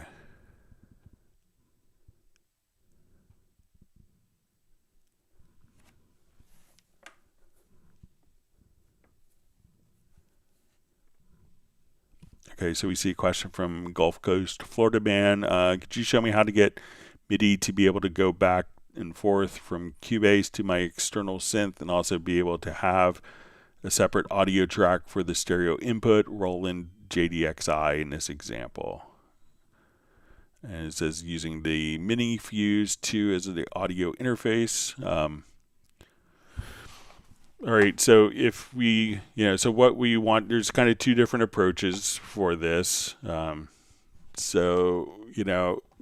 As people that have had, before virtual instruments and Steinberg revolutionized the world, what we could do is actually just kind of come right over here. So, we could add a MIDI track. All right, so probably your MIDI, we want to come over here. We're going to add a MIDI track. And even before we do that, so we're going to add a MIDI track. All right, and there's probably a good chance that your JDXI, I believe it's, fairly recent Roland synth. It's not like from 30 years ago, probably has a USB connection. So you'd want to say probably all MIDI inputs, and then you want to choose your MIDI driver where your JDXI is connected to. And if you're using the USB for MIDI, as opposed to like the 5-pin DIN, you would probably just select, you want to use, let's say I want to use my USB port here. I don't, imagine that says Roland JDXI. So, and then what MIDI channel do you want? And we could choose MIDI part. So now when we record MIDI information into Cubase. We're playing it from the Roland JDXI. And then this MIDI information, when we play back, this MIDI data is being sent out to the Roland JDXI to generate sound. So that's what the synthesizer is doing. It's taking these particular MIDI notes. So we look at it and we can say it's going to send out, D3 to E3 after, F3 G3, then it's going to go D3 F3, etc. So it's going to send these MIDI notes out. These MIDI notes are sent out to the output port. So we can see the output port here. So that's going to your JDXI. Then the JDXI is generating sounds. All right, so if you connected headphones, you'd probably, when you hit play, you would hear the JDXI generating the sounds. Now, what you can do is what a lot of people do, depending on your setup, is you could just add a stereo audio track, and we're going to say our input is going to be, let's say, 1 and 2 on my mini fuse audio interface. And what I want to do now is to connect. So I'm going to play the MIDI from this track. That's going to send MIDI to the JDXI. The JDXI is going to generate the sounds. I've taken the audio out of the JDXI and connected it to inputs on my audio interface. When I added the audio track, I told it which inputs I want Cubase to record the audio from. And now that I do that, when we hit, and I don't have anything physically connected keyboard-wise, but when I hit record, the MIDI playback the MIDI is sent to the instrument, and the audio from the instrument is captured as an audio file. So if that's something that you're going to do just periodically, that's an easy way to just do it. You're going to capture that. Now, if this was a virtual instrument, you could just render it, because all the sounds are being handled internally in the virtual instrument. But when the sounds are being externally generated with a virtual instrument, at that point we can choose just to have it automatically capture the audio. Now, if this is something where you have like inputs and you could always leave the audio outputs of that instrument connected to inputs, what you could do is add it as a external instrument under audio connections. So we would go to external instruments. So we would say, okay, we want to come over here. We want to add an instrument. And at this point, we tell it what audio inputs this instrument is utilizing. Okay, so once we have that set, so we say, okay, it's coming into inputs 1 and 2 or inputs 3 and 4, and we set it up as an external instrument, we can right click and say we want to add an instrument track, because now what we're doing is Cubase is aware of that audio is coming in from your external instrument. So I would come over here, we would see external plugins, and we'd say, okay, I want to do my JDXI, just imagine that's the name we typed in. And now when I go to add a track, that audio loop is automatically accommodated for, and Cubase knows where to look for the audio.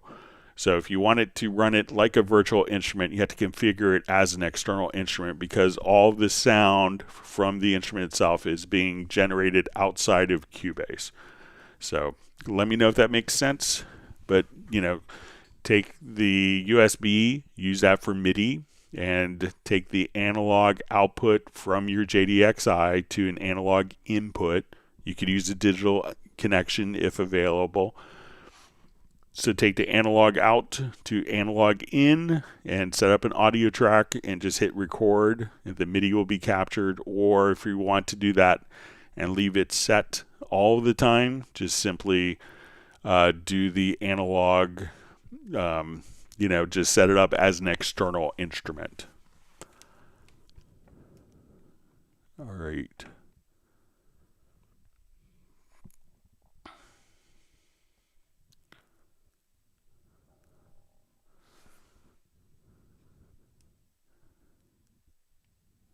You see Jazz Dude also recommending Quadrafuzz. It's a Swiss knife plugins. It's a great plugin as well.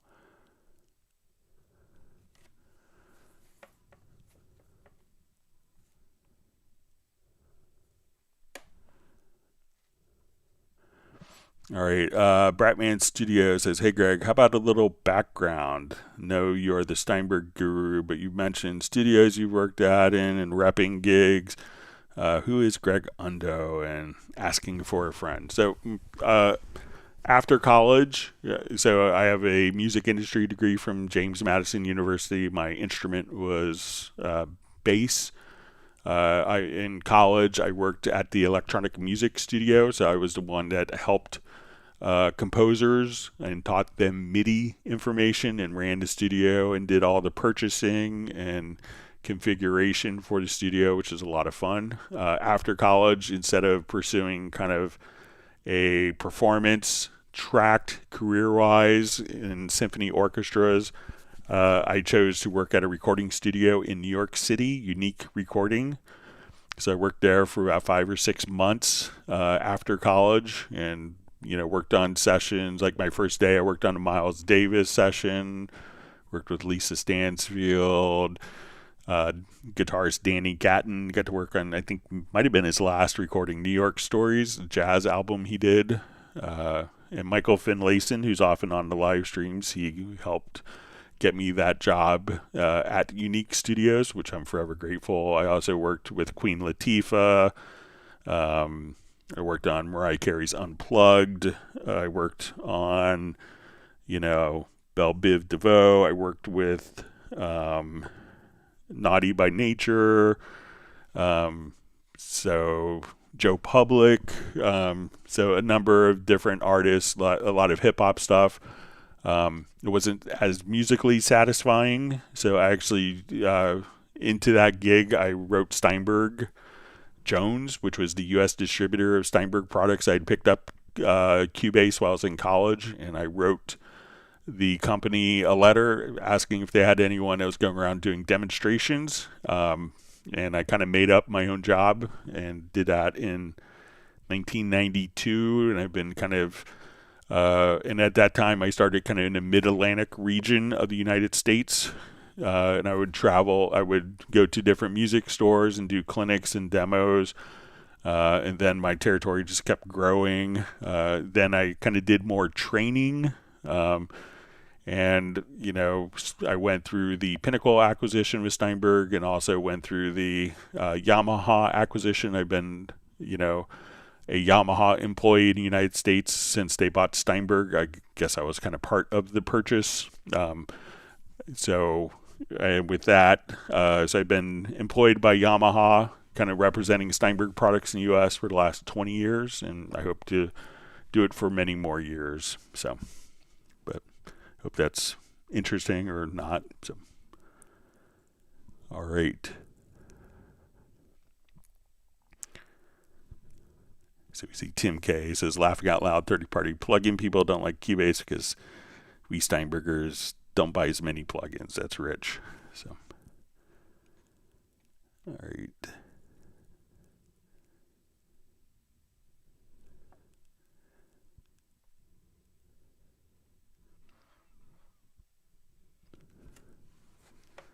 And also, as part of my duties with Steinberg, I've gotten to work and help out pretty much all of my heroes that I had growing up. So that's always a thrill.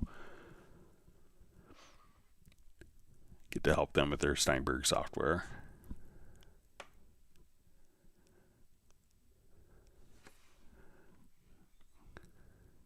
All right.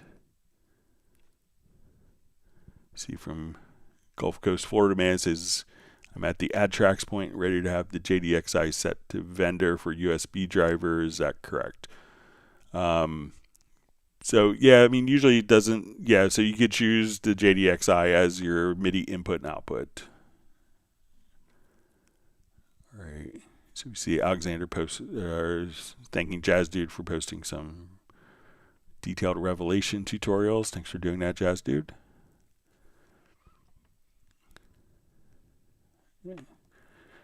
Okay. Domini says, hi, what is the difference between the pan options of tracks, especially through the mixer? Does it really change something? So yeah, let's go ahead and we'll just open up.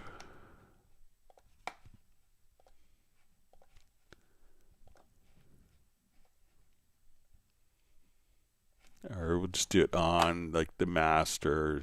So this will be.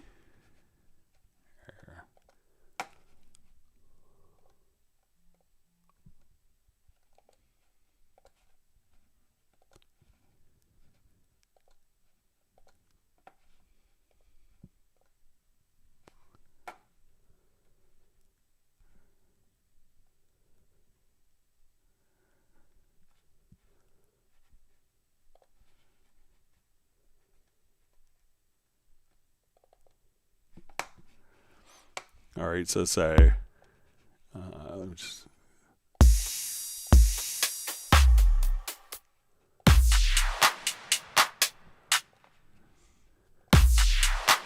All right, so let's say we want to adjust kind of like our pan settings, and how does that affect? So generally, and I'll just get this set up quickly. Let's go to our mix console. So there's kind of two different panners, and let me just do this in a different project where we don't have Atmos panning going on.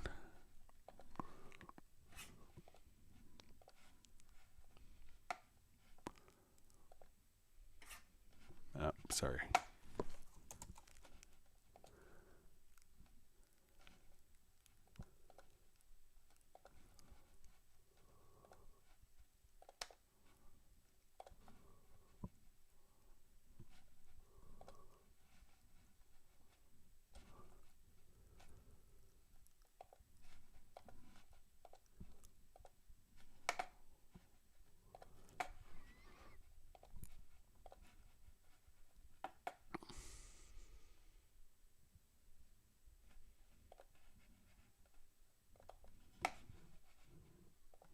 Okay, so when we go to a particular track, whether we're doing it in the mixer, so there's kind of two different pan modes. There's a stereo combined panner and a balance panner. So let's say if we're playing, just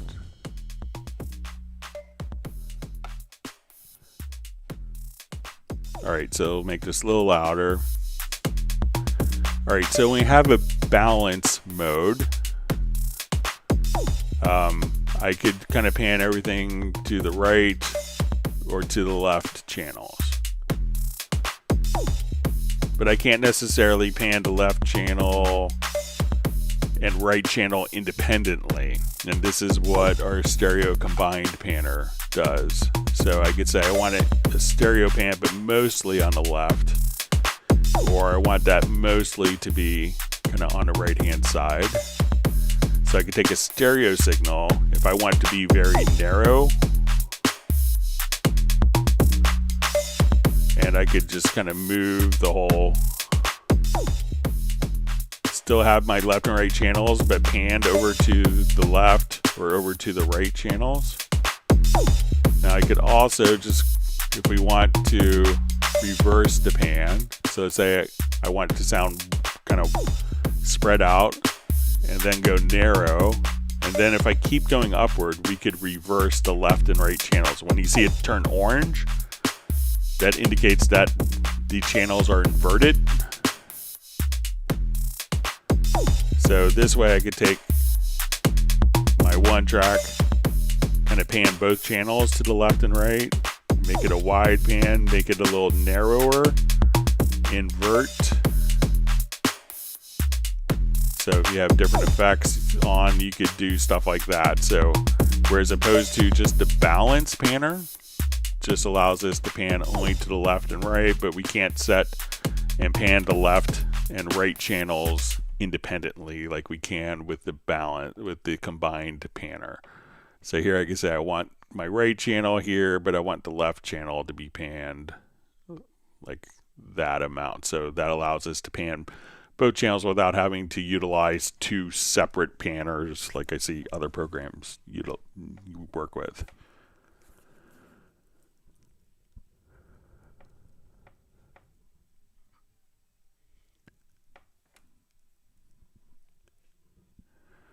So let me know if that's helpful for you, Domini.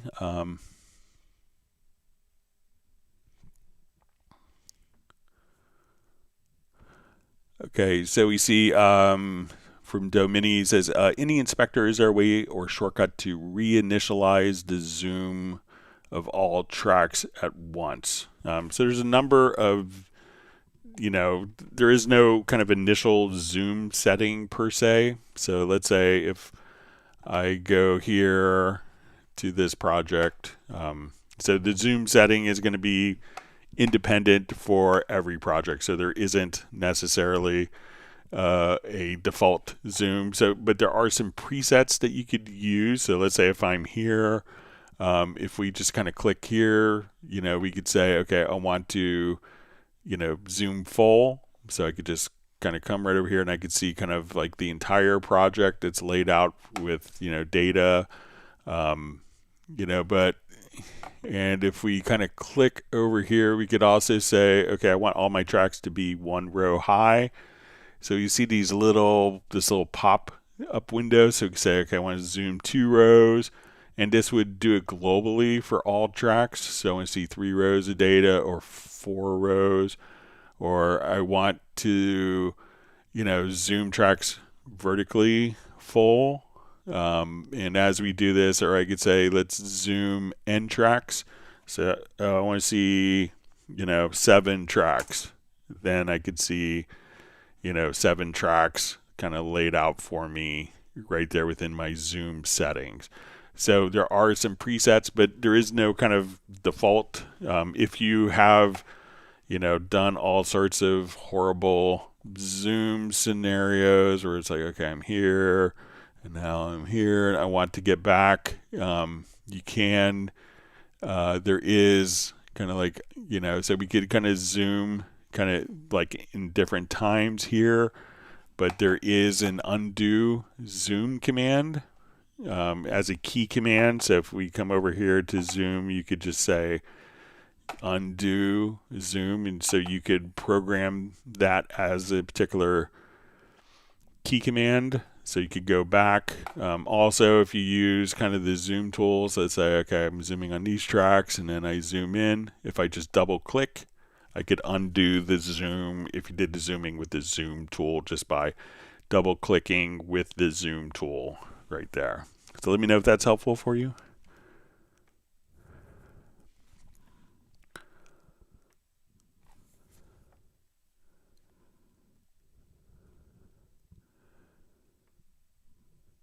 Okay.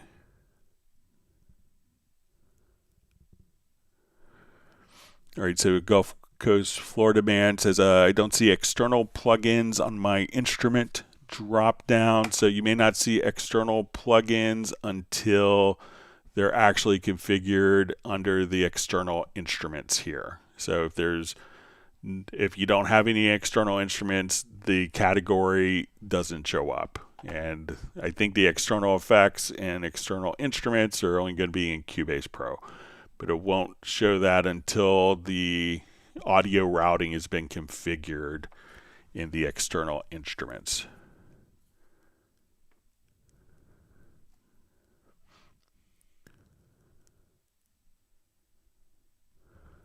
Okay.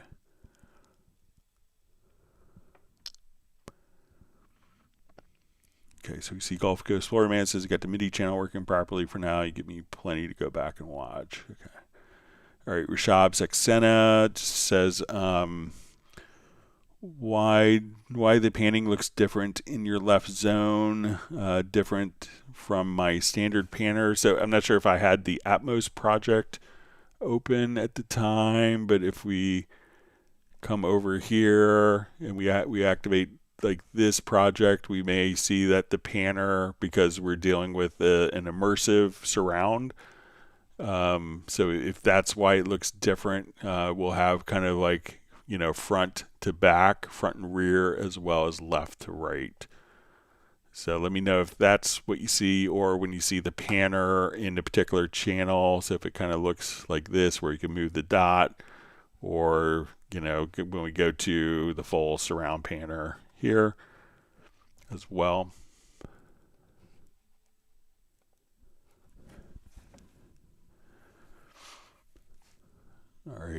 So we see Bratman Studio says interesting, very cool. Thanks for the background check. So you're welcome. You're welcome. So you see Bratman Studio. How is Miles? It says I worked and lived with him when he was here in LA during the Tutu era. So so the album I worked on was, interestingly enough, was done kind of after Miles Davis died. And it was like this, and it was a big, huge marketing campaign that Miles was a big hip hop fan, and he was doing all this.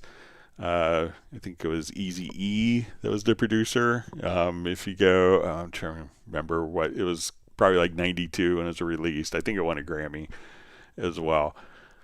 But he actually didn't play on it. It was all, they just found a bunch of outtakes of him playing. All the sessions I were in, it was just a bunch of outtakes, and they threw it into an Akai MPC and sampled it and would drop it in on top of a hip hop beat. So it was kind of done posthumously for Miles Davis. I didn't get to meet him.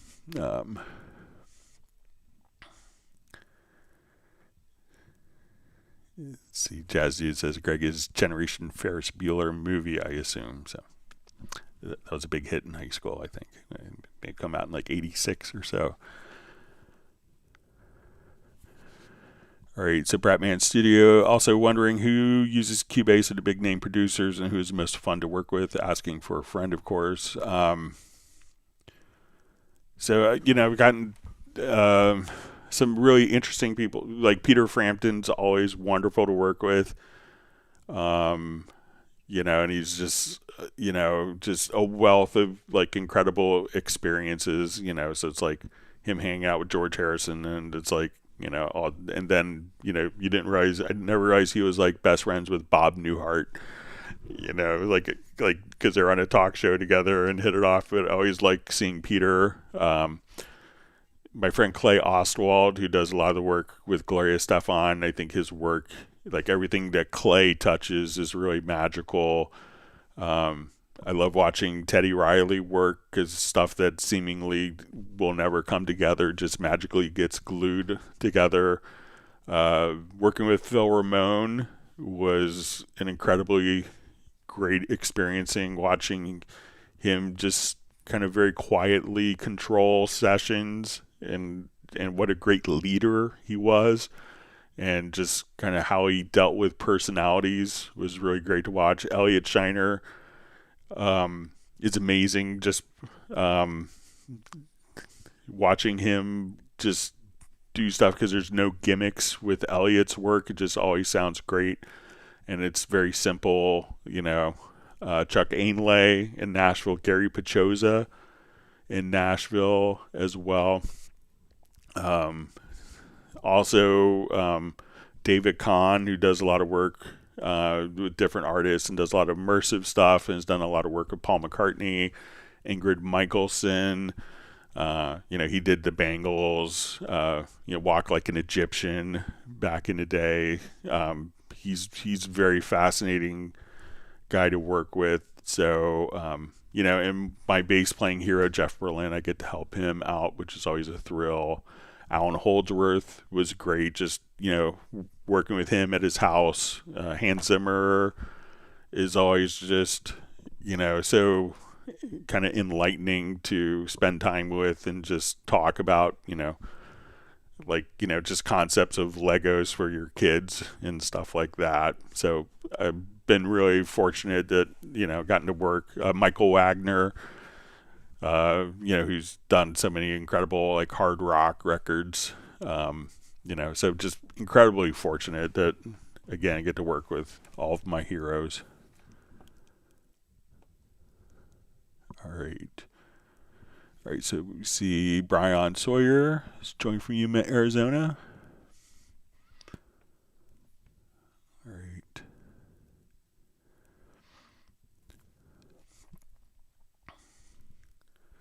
All right, so we see Roland Stuff says he's just from Sussex, England. Sorry to be late joining today. Just back from a village hall meeting where we locals are fighting to save your village library. So that's a good thing to do. So I like libraries.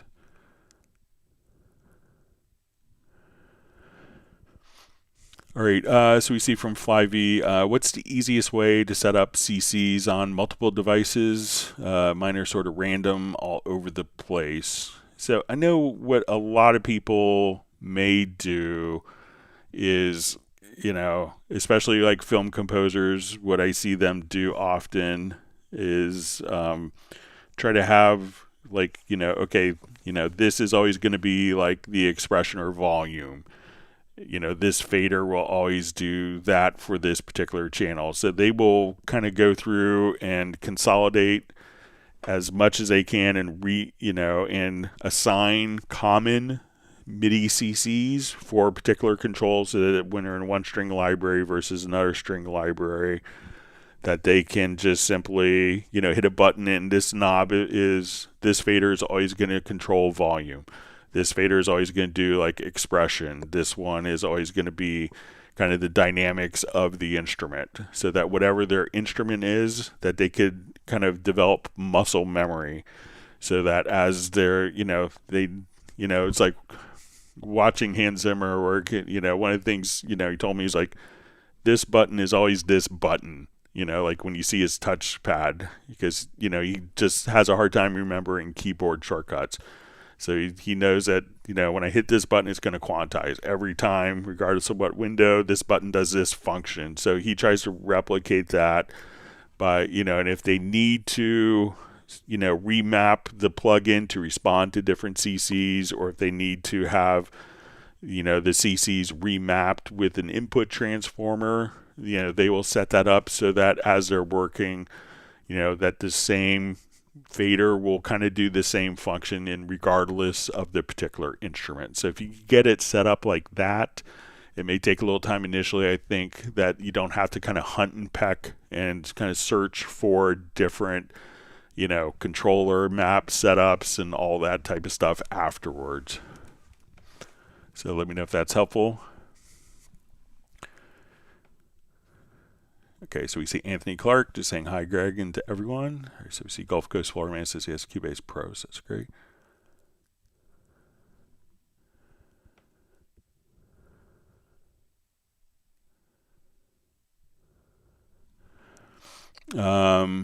So we see how can I propose, if possible, some African sampled sound and loops to Steinberg to create a Groove Agent Central Africa library. So, it makes sense, obviously. It's obviously a huge market. But sometimes it's, some of the content sets are going to be developed by third-party companies, and we may kind of, do a licensing deal with them to include their content within Cubase. So I'm not sure if any company has approached Steinberg with kind of, African themed loop sets, but I'll make sure to kind of pass that along as a feature request. But I think that would make sense and be usable. It's, people will use Latin loops for European hip hop stuff, and so it makes sense. So.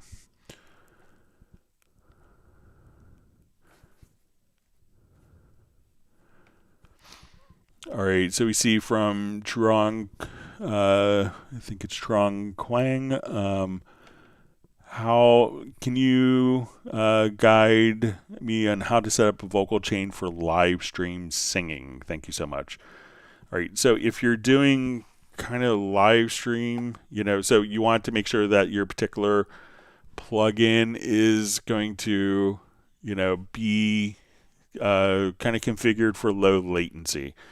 So I'm not sure if you're using hardware for streaming. Yamaha has some great kind of musical streaming solutions that have built-in effects. So if you have like an MG mixer, like what I use for the live stream currently that you're hearing now is going to be a Yamaha AG08, and that's the device I use for live streaming currently. And that has built-in effects. If you wanted to, if you're utilizing a Steinberg UR interface, you have kind of, you know, this will give you like, and the Yamaha interfaces will be very similar, where we're going to have different, you know, like my interface can function as 3 different audio interfaces. And we had to exit out of Cubase to do this, but let's see if I can.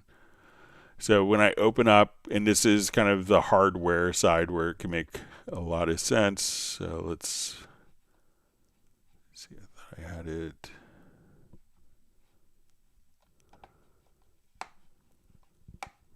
All right, let me see if I can open it up.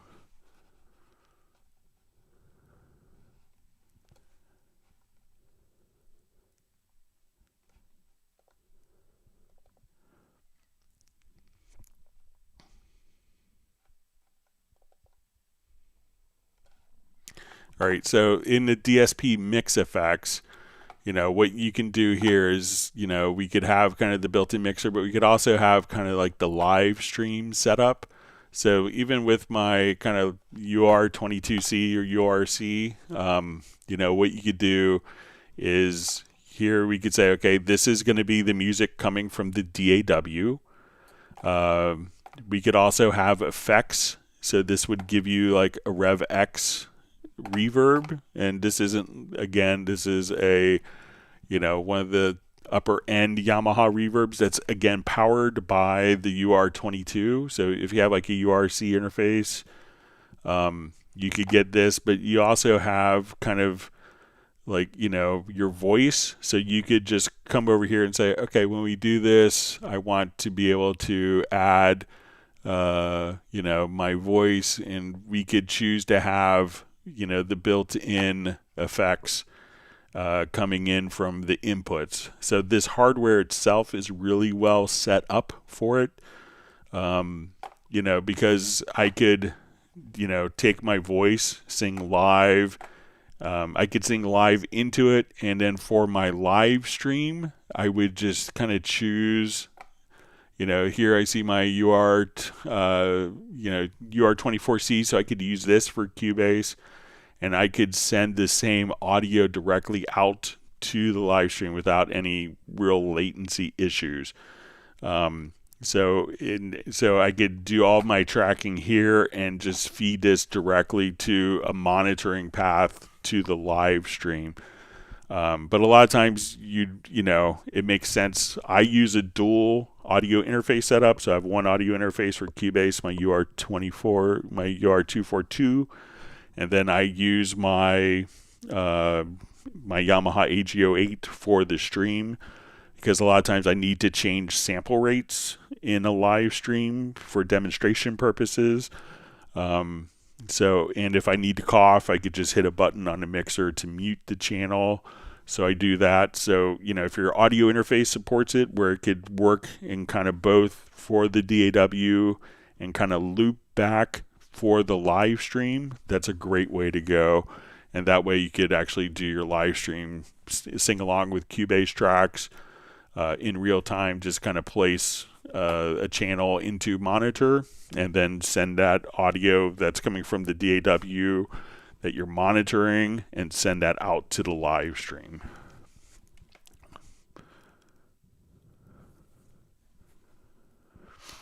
All right, so we see Da Vinci Girl saying hello. Thanks for joining us, Daniela.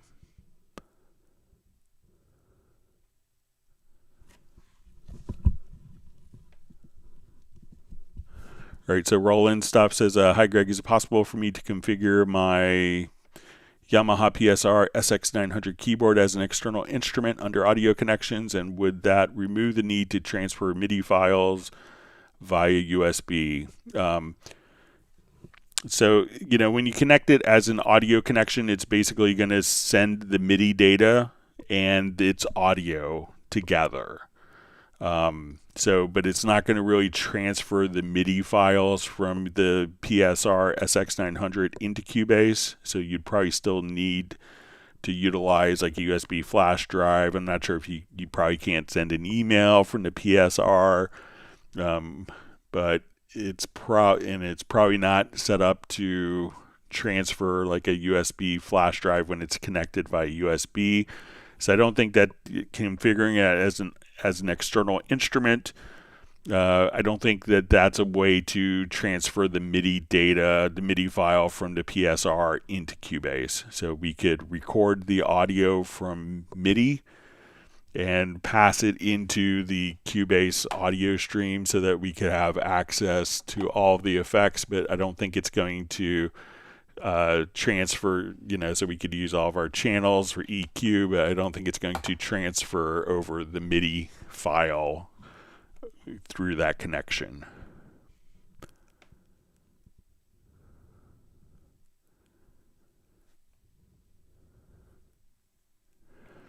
All right, you see Gerald Ely just says, great history, Greg. Gotta love a guy who creates his own job. Yeah, have to go. Hope to see you all Friday. So thanks for joining us, Gerald. Yeah, I kind of made up my own job. Been doing it ever since.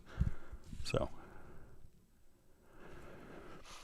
All right, Rashab Saxena says, I was moving between Ableton and Cubase, but I finally made the full switch to Cubase. Big thanks to Greg for all the help, and shout out to Dom Segalis too. So wonderful to hear, and we hope to see you on many more future live streams, and welcome full-time to the Cubase community.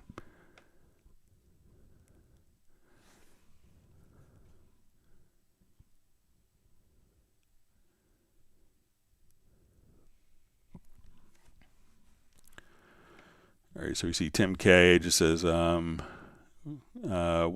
quite a list of amazing people you worked with, and that you made yourself accessible to all of us here, even if we no pedigree at all, and the community sprung up here is amazing. So yeah, I mean, it's just, if you need help with your Cubase, I want to try to help you. So, where you sold like 100 million records, or you're just starting. So I was at that point where I was just starting to.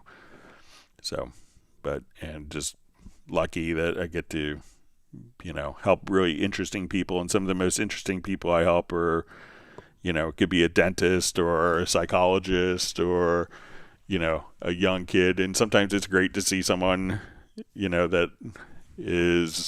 that maybe I came out to one of my Cubase clinics when they were younger, and now you see their career just really blossoming. And it's just always wonderful to see. And Fred Corey is someone I would have to mention as well, just a great friend. Always look forward to getting together with. And I'm leaving off like a 1,000 other people I've been fortunate to meet.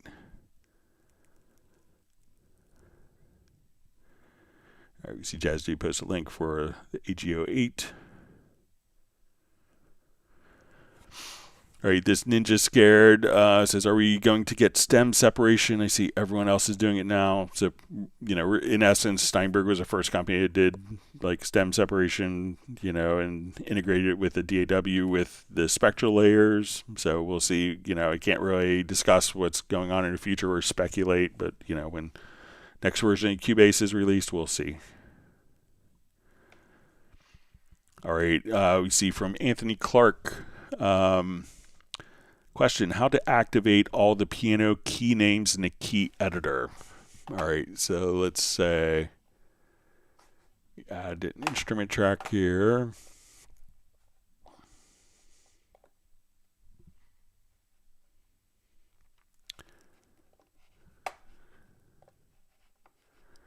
All right, so I'll just add some random MIDI notes here. All right, so it's usually kind of by default. So let's say,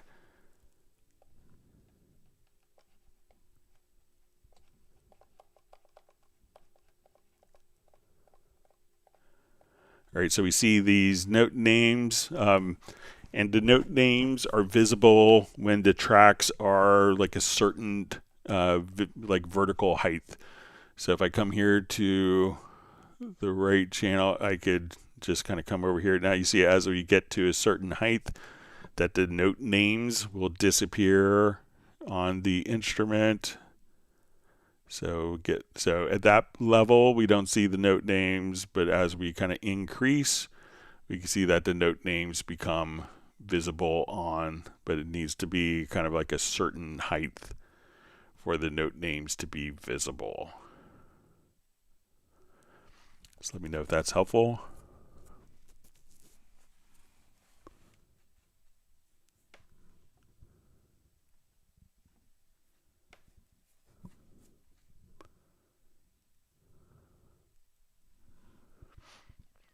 Okay. So we see Alti and Lee just saying hi from Austria.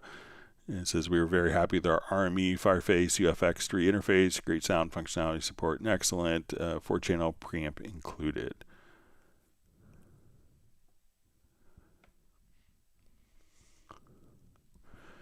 All right, so we see from DaVinci Girl, why Steinberg give not really setups for live streaming together with Cubase, something like integrated REA plugins for streaming with OBS. REA is VST2 only.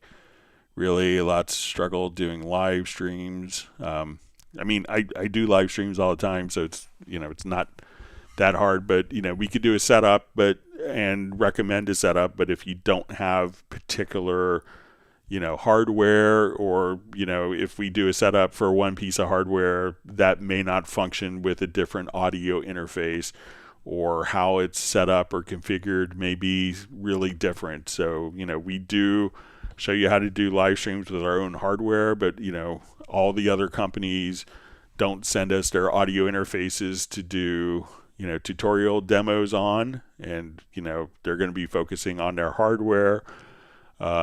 But it's, you know, it's not terribly hard, but, you know, realize that there are limitations of, you know, stuff on, you know, with live streams and particular audio interfaces. And it's, you know, it's not necessarily so much of a Cubase issue, but it's going to be more of an audio interface issue. Like, we can see how easy it is to just, you know, if I wanted to come over here and send all of my audio out of Cubase to a live stream, all you'd have to do is, you know, set my Cubase to go out of my my DAW port, and then I could just, you know, set up my audio interface here to do, you know, for my DAW for the live stream. So I can send that to Zoom, Microsoft Teams, you know, or to OBS. So you could do that in just, you know, a matter of seconds because the hardware supports it. So it's really,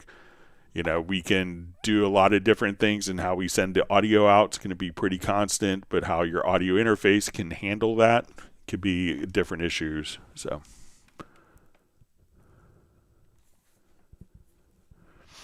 All right, wonderful to see Terry Gray says, just got here. I hate it when work gets in the way of a Club Cubase live stream. So you just turn the volume down on the live stream. So I think lots of people watch at work. So I've been told. I watch at work. So.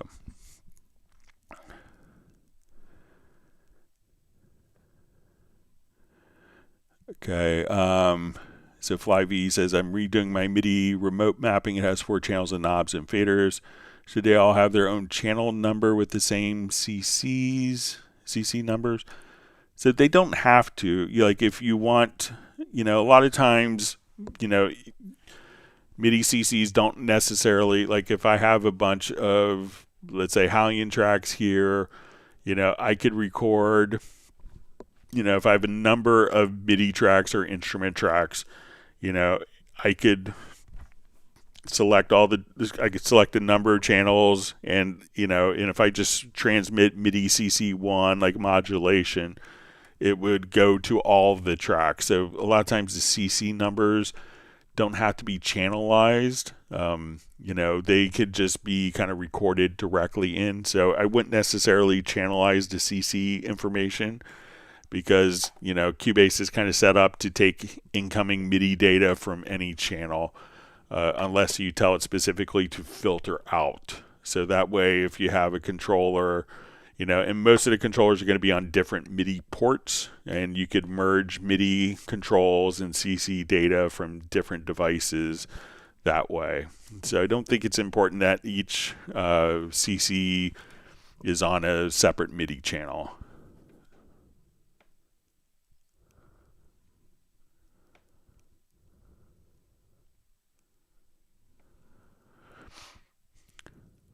All right. All right, so we see from the artist known as Love says, hello everyone. I'm sorry for missing live, stopping through to say hello, and thank you for everything. Be safe, please. I hit the like button. So thanks for popping in. All right, so you see from inactive user says, hi Greg, chat, how are you today? So I'm doing great. My question is, how can I duplicate a track in the F3 mixer view? Is that possible? So I think it's going to, let's take a look. So let me just add a couple audio tracks here.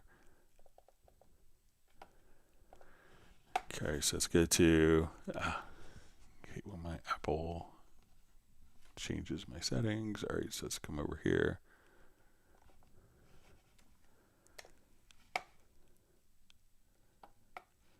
So I think it's going to be mostly, do you need to duplicate the channel with the settings, or do you need to like copy the settings? Because when we duplicate a track, you know, so let's say if we are,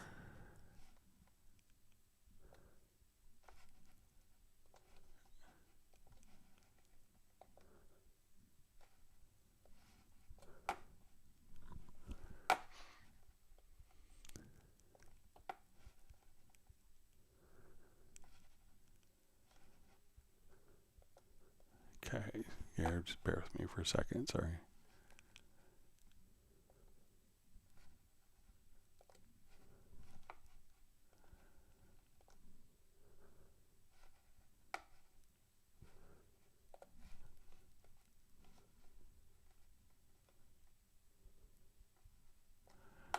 All right, I'll just pop over here.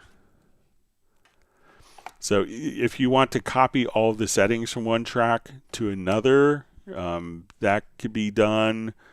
But usually, like, you know, if we're duplicating a track, you know, it's generally not handled because in the mixer, because, you know, if we want to duplicate like the media or events that are on a particular track, I think it makes sense to do that from the project window. But let's see if we assign if there's a keyboard shortcut for duplicate tracks. We'll see if that works in the mixer. If not, we'll just make one.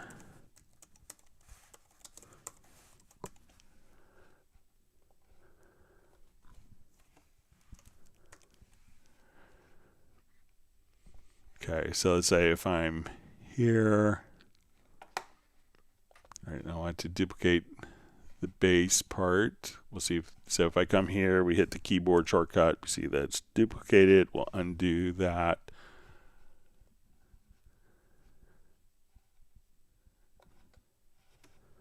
Okay, so let's come. Okay, so we have this selected.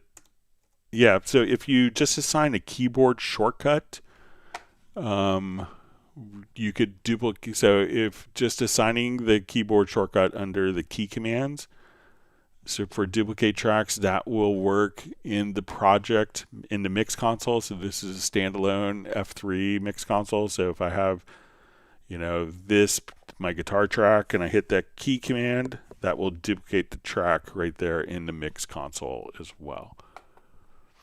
So give that a shot and let me know if that's helpful. And if you want to just kind of duplicate the settings, you know, so let's say if I come over here and, you know, I have, you know, the settings, I had a vintage compressor, you know, I want to copy those particular settings to another track. So let's say if we'll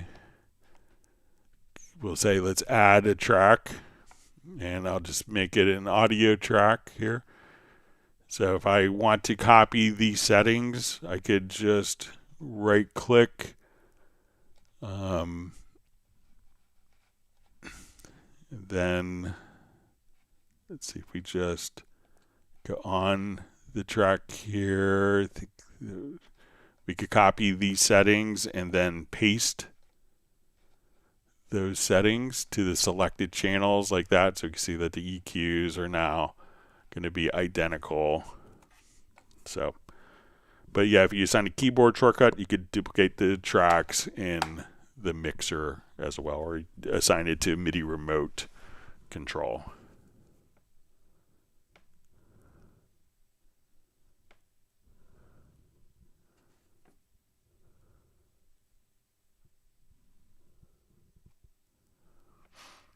All right.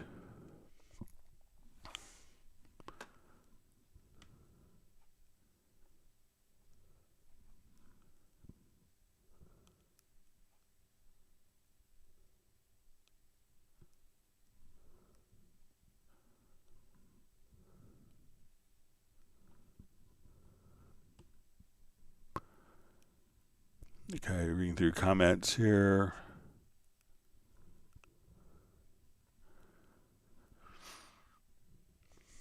All right, so we see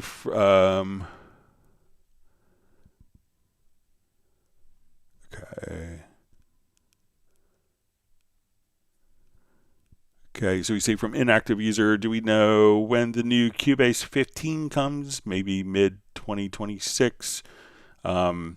So, generally Steinberg doesn't announce when the release is. Like one time they're ready to release, and the day before the release, the online shop provider that they were using to sell all the updates went insolvent, went into receivership. So like the program was done, but the release was delayed because of an external factor that was kind of out of our control. So sometimes they don't do release dates because things like that happen all the time in the background. So, it'll be released when it's ready, when it's done. And this way you won't have kind of, and generally, if you follow the historical trends, that might be a good indication. But, it's generally kind of on a yearly cycle, but, it's not ever, announced in advance. So it's just going to, when it's done, it'll be ready, and we'll do a live stream showing all the new stuff in Cubase 15 right after it is complete and released.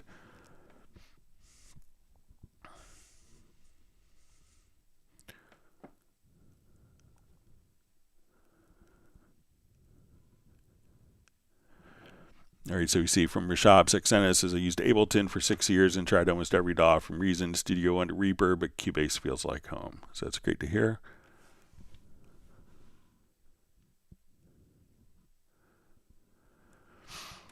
So we see for DaVinci Girl, it says, I bought for €100 extra loopback, and I always wonder why Cubase have nothing like this in the portfolio. OBS is very common, but does not accept VST3. So, OBS doesn't accept VST3 plugins for audio processing in OBS, but it has nothing to do with like Cubase compatibility. And, probably your audio interface has loopback, so I'm not sure why you needed $100. See if your audio interface has loopback, and if it does, you may not have needed to spend €100 for that. So, and again, the VST3 is if you want to run VST3 plugins, and and you have to remember OBS is open source as well. So, all right, so we have a question from inactive user. What's the difference between direct offline processing and make an extension? Are both the same? All right, so let's say I want to come over here. Like I want to take this guitar part. All right, and when we look at this, we're currently going through, different effects. So let's say my computer was running really slow and I was like really pushing the envelope, or I was using an effect that I don't own. I'm doing a trial version and the trial's going to run out, or I'm borrowing someone's iLock to run a plugin, and once they leave, it's going to be forever gone. I won't have access to it. That's when we could do offline processing.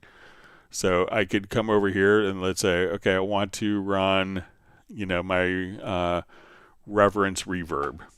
So at this point, I could say, let's take our change here, and what this is going to do is just automatically take the reverb and burn it into the signal.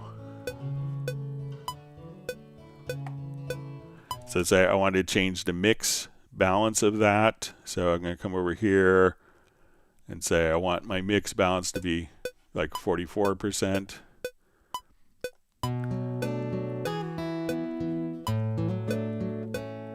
I'm going to make a change here.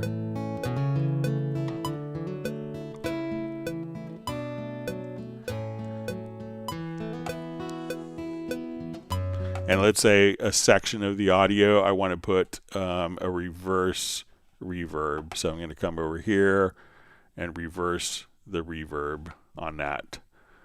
So what I'm doing is applying these effects into the signal. So when we play back,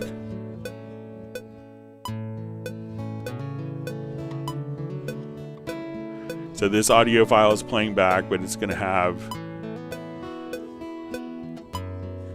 now if I want to come over here, let's say, okay, I want to delete that. Let's add like compressor.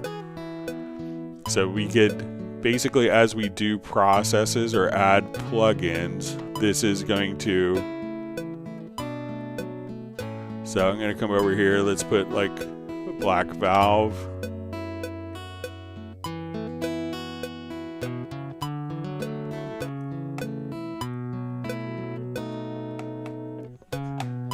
And I want to put a little bit of chorusing on it.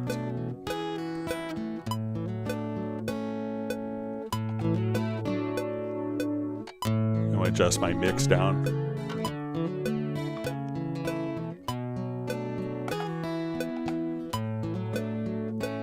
And let's put a little verb.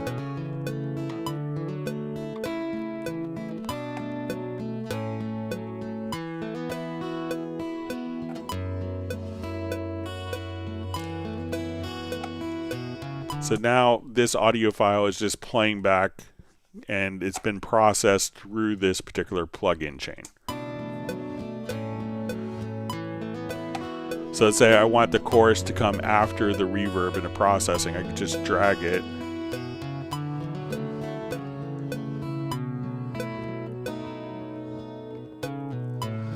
So we could change the order. I could say, oh, I just want to get, even after saving the project, I could delete step 2 out of steps, out of the 3 steps.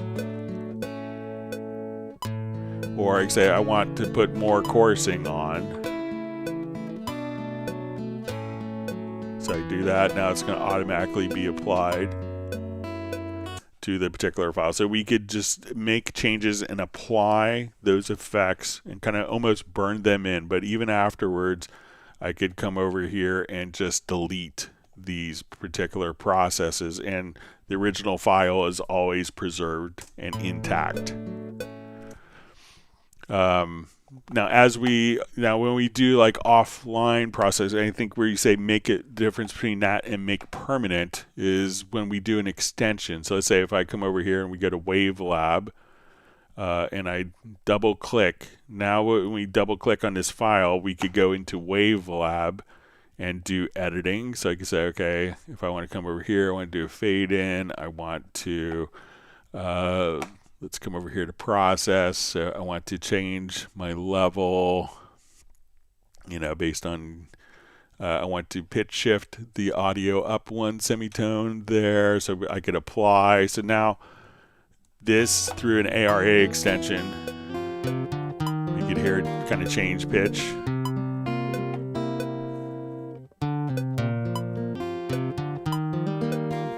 And we could hear it kind of automatically start to do our fade,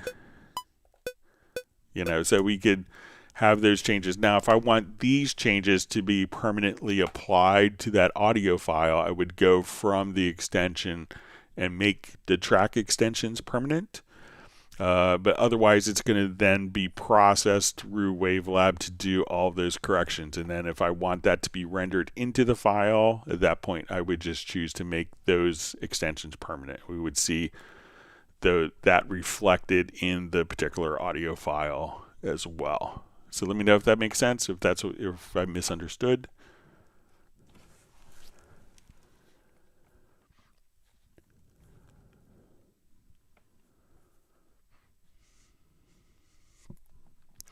All right, inactive user has a question. Says, can you show me how to turn down the volume of 3 individual tracks at the same time without a VCA fader? Okay, so let's say I go to my mix console here. All right, so let's say I want to take I'm going to select the guitar, the lead vox, and the bass. So let's say as we're playing here, and then I'm going to just link the particular channels. Yellow coach to ferry us home. And I could put a Q link on. So I'm just going to come over here, select these channels. It caught my breath while you caught me too. And then I'm going to activate Q link in the mixer. And then when I move one, they would all move proportionally.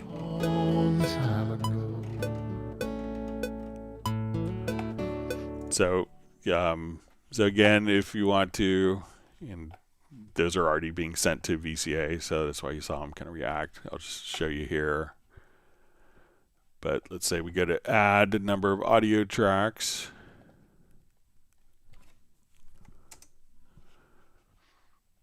All right, so I want these 3 tracks to be linked.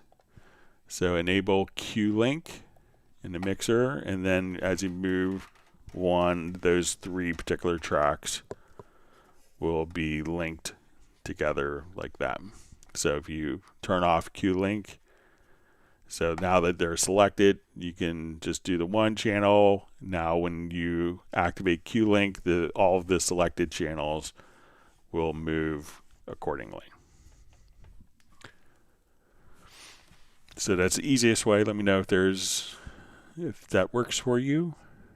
All right, so we see Michael Teams is sending congrats to Rashab Saxena for coming back to Cubase, and he's gotten 1 gallon of chocolate chip ice cream as a result. So thank you for that, Michael.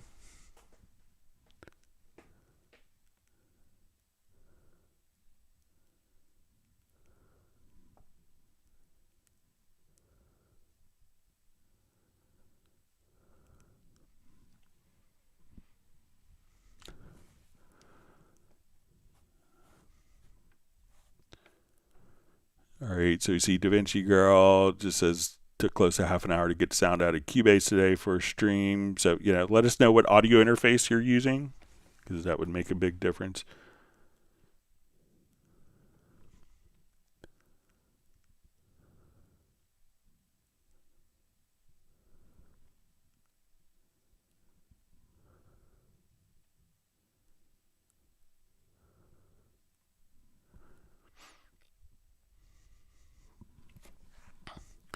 All right, so we see from inactive user about the duplicating tracks says I want to duplicate channels so the routing is the same, but I can mess around with some creative effects. I don't need to copy all the insert effects. So if you duplicate track, it's going to copy over all of the different routing. So let's say if I take this particular track here and I send it to a group track.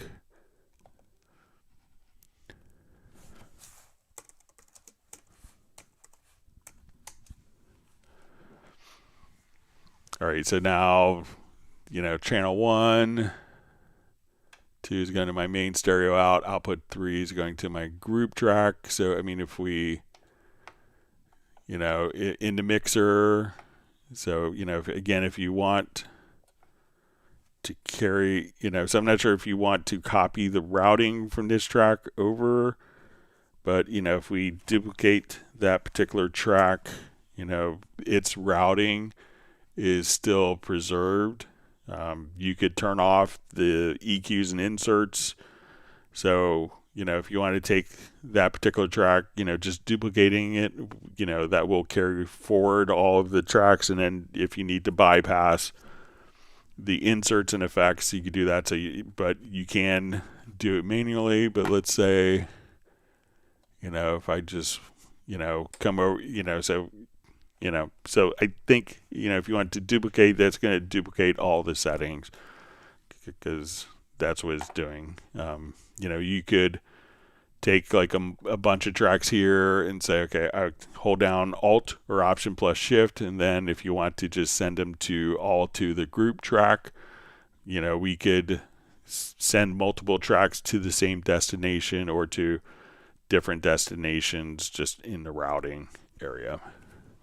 If you want to have more experimental workflow.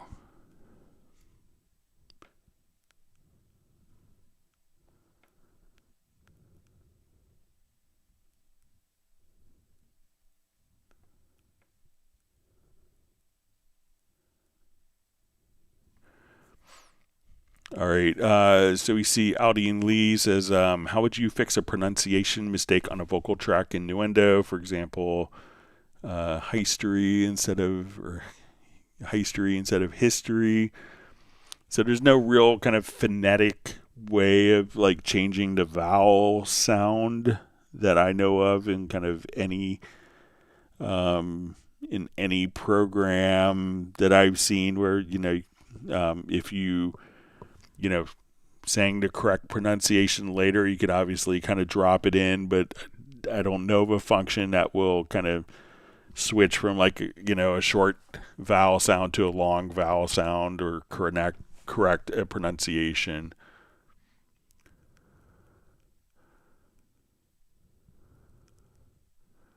But if we have, if it was saying correctly once, I mean, you could obviously, so let's come back to my friend Wayne's song. And this song here is lent to me by my friend Wayne Estes, who actually got me into MIDI sequencing way back when. Now he does bass playing, and I was a bass player in his band. He was a keyboard player with a MIDI rig, and now he's a bass player, and I do all the MIDI stuff. But one of my oldest friends from college, I always thank him for allowing me to use his song. So if, I'm not sure if you have like, the... Do you recall the day we first met? That was a long, long time ago. So let's say we have like, let's say this phrase here. Let me just add like markers.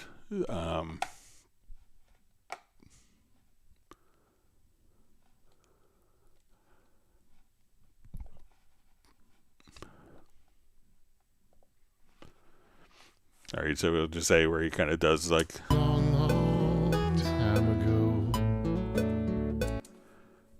All right, so I want to take this particular phrase, and I'm just going to add like,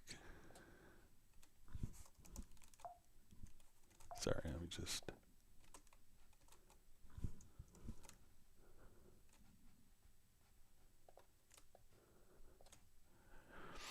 so if you, have like, like the correct, and, I've done this on books on tape. So let's say if we listen to it here. Yellow coach to ferry us home. You looked my way and your heart shone through. It caught my breath while you caught me too.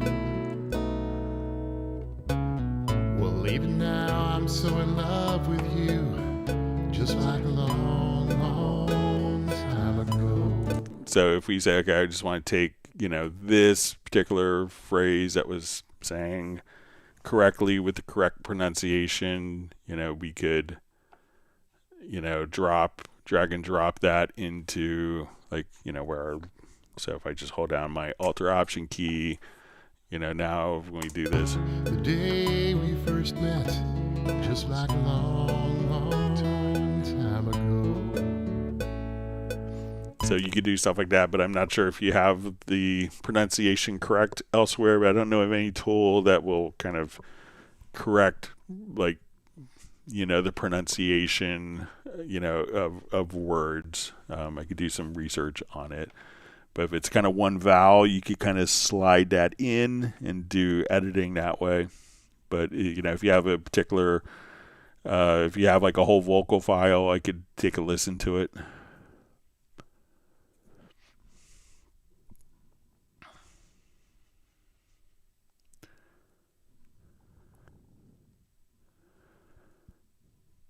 Okay, so we see, and comment from Soren says, today in Sweden, the royalty collecting entity called STIM proclaimed that they were the first on plan to introduce AI licensing deals for artists and AI companies. AI companies should pay a license fee to train their AI on people's music if they have opted in for it. Also, AI companies shall pay every time something is created using the original music and also is split. By the way,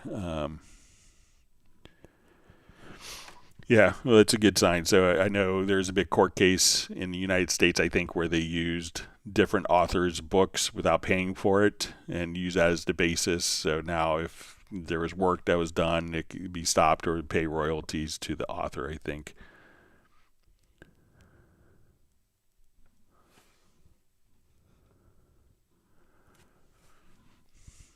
All right, so we see from Stephen, can you review the logical editor set relative range for velocity? Thanks. Okay.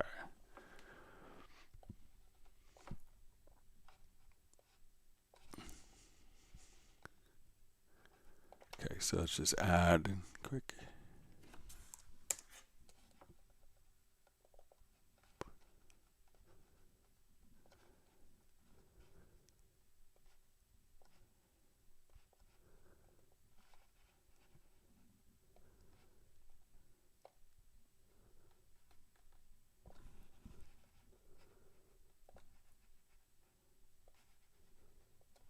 All right, so let's say these are all kind of the same velocities here, and we want to randomize the velocities between within a particular range. All right, so let's take a look at it. So we'll go to our MIDI menu, to the logical editor.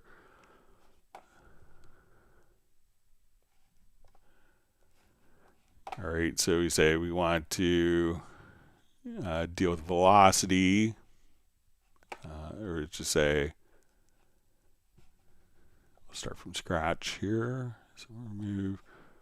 Okay, so let's say we want to do notes, and within notes we want to adjust our velocity, and we're going to set, make sure I have the right set relative range for velocity. Okay, so all right, so right now all of the velocity values here will be probably set to 100.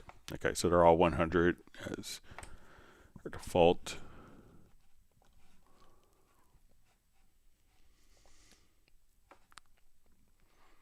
Okay, so when we come here, this is going to be, I just think, kind of percentage based. So let's say we want to do minus 20 to 20.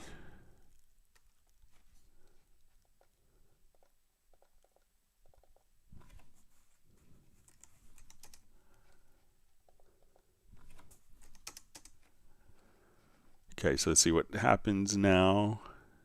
Okay, so some of the velocities will now, let's look at it just in a list editor. We could probably see these a little easier, the actual values in the list editor. Okay, so we look at our velocities. So we're not going to see one above 120 or below 80. So let's say if we undo that function, all of our velocities are now set to 100. So I want to take my values here, let's say minus 30, and we'll say plus 10. So it should be between 70 and 110. So if I select all of the notes instead of just one, that would help.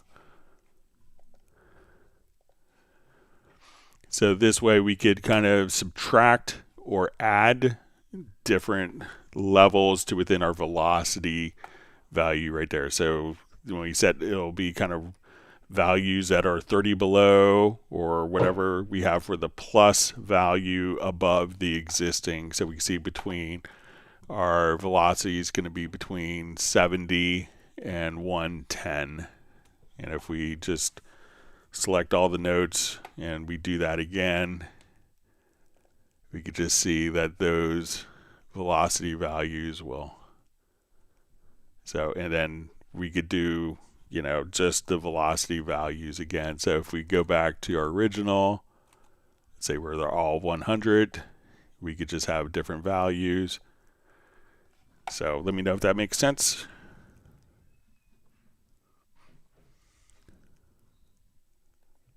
Great.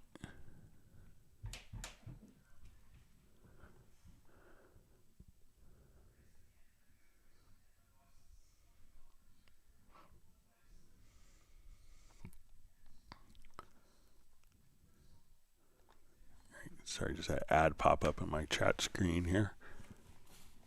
Wanting me to buy a new phone. All right.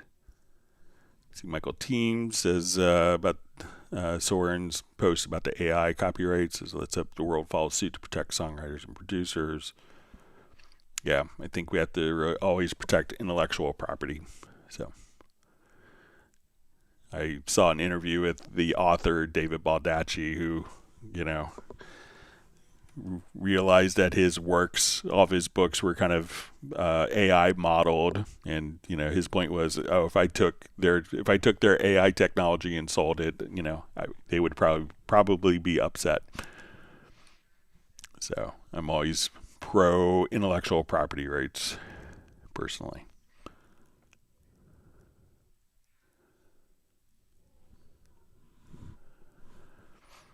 All right, so we see from Audi Lee, just says copy and paste vowel from another place might be an option. I remember adding missing lazily pronounced consonants to the end of words in old times on ADAT by recording them afterwards. So, yeah, it's much easier in a, you know, like a kind of a private and kind of in a typical computer-based nonlinear format.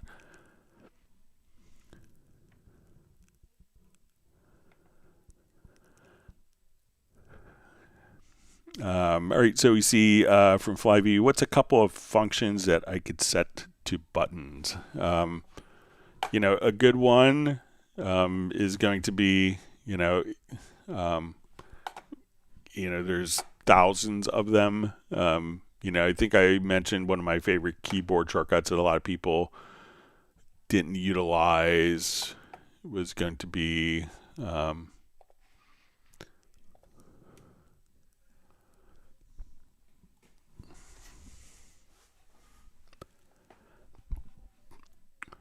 was if you hit option. So let's say I have a small part in my project here, and if you hit option P, you could play and immediately loop that area. So that's a very useful one. But also if you hit, so if I select a particular event here, kind of along those same lines, one of the ones that was added recently is if I select this and hit, I think it's option or alt or option plus shift plus P, it will solo that particular track and play. So now when you come over here, you could just solo. So we have strings coming in here soon.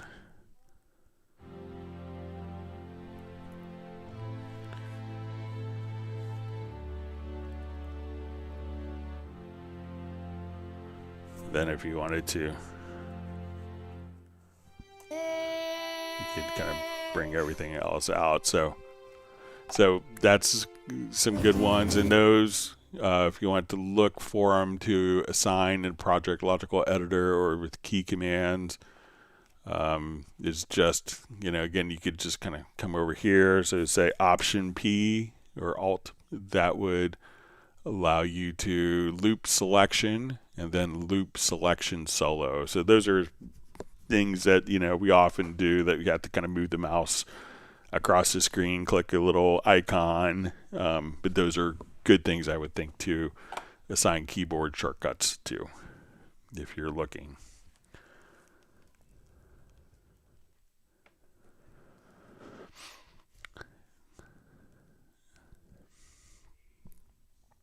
All right.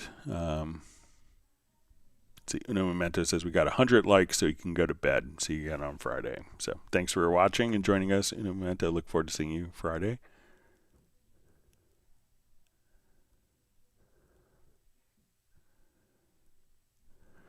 All right, Sound Foundry Studios is upgrading from 12 Pro to 14 Pro this weekend. Exciting times ahead. Sounds great. Enjoy your update. And look forward to teaching you more about all the great stuff in Cubase 14. Thanks for joining us on the live stream today.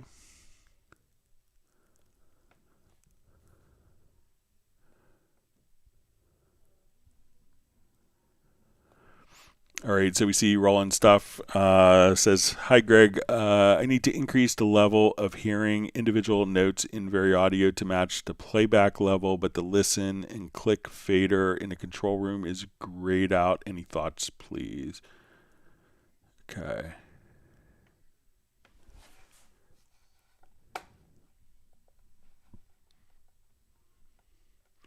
All right, so let's come over here to our VariAudio editor.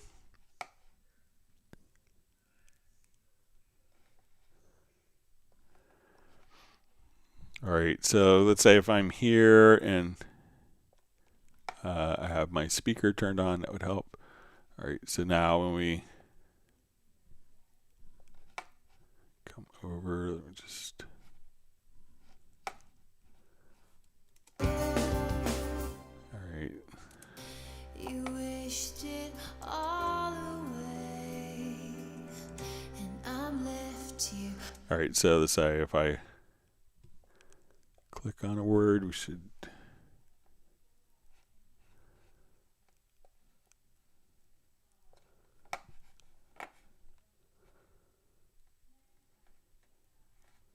I would think that I would hear it.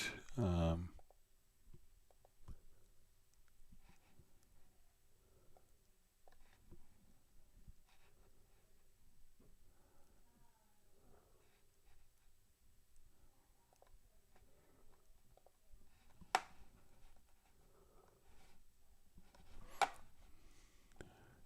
right, let me just try a different project real quick. See. Bear with me just for a moment.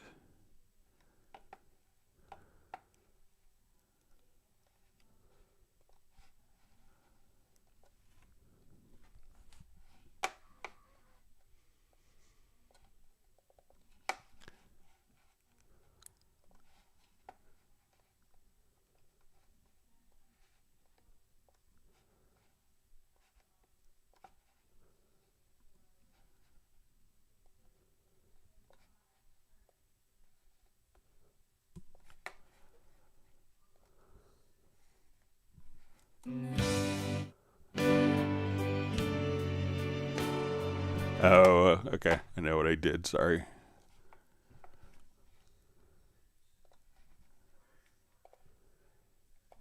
Okay. So now, sorry for my brain cramp there. All right.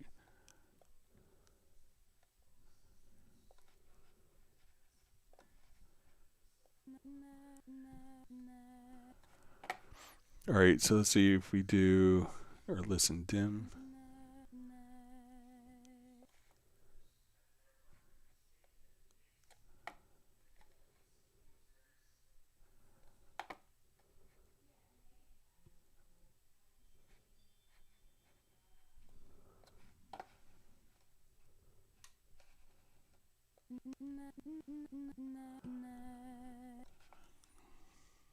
All right.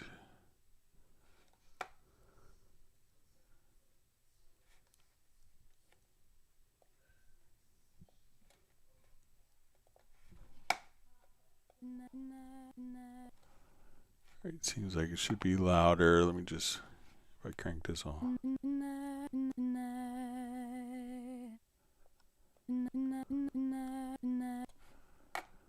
All right, let me just check.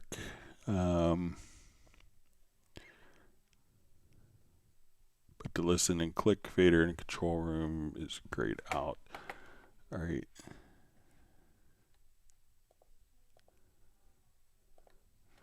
All right, so we don't have the listen turned on. So let's see if we, yeah, so make sure that you click on the, sorry, I had the same issue as you. So if we just come over here, make sure that you have kind of the listen turned on, then you could adjust kind of the level. So now it'll be softer. If when I turn on the listen bus here, then we could adjust the volume there. So just click on the L and make the adjustment. And then if you don't need the listen on, you could just simply turn off the listen bus. Sorry about my brain cramp there.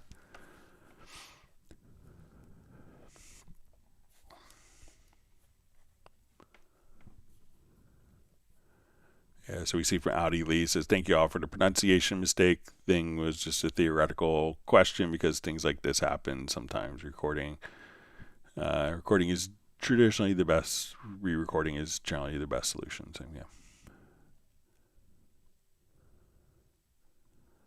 All right, so we see Flyv says, thanks, Greg. It's my last question. So you can ask as many questions as you want. Rogerio Oliveira asks, is there any way to copy event volume from one event to another event? So I think it's going to be like, for that particular event altogether. So let's say if I come over here, let's see if by chance I group these particular events. So let's say I have this event and that event, and I group, hitting Control G. Let's see if we do like no, it still will function. So I think the event volume is for the particular event. I don't think it could be copied over to another event. So I think that's going to be, you might have to, manually do it because it's, for this particular event. Now, if we had a part, so let's say I come over here and we convert this into a part. So we say events to part, and then I duplicate, let's say I want to duplicate, I'll come over here, I'm going to hit Control K, and then we could do shared copies of parts. So let's say I want to do shoot 2 shared copies, and let's see if we do an event volume here, if that is, so if I go into the part editor, that way I could do kind of, I could do event volumes, and as I make a change, it's going to be kind of shared here across multiple events. So, but there isn't a way to kind of copy that because it's kind of considered part of that particular event and unique to that particular event. But if you do, again, Control K, select and hit, Control K, you could do the repeat event and click on shared copies, and add within a part editor you could duplicate those changes across multiple events. Sorry about that. All right.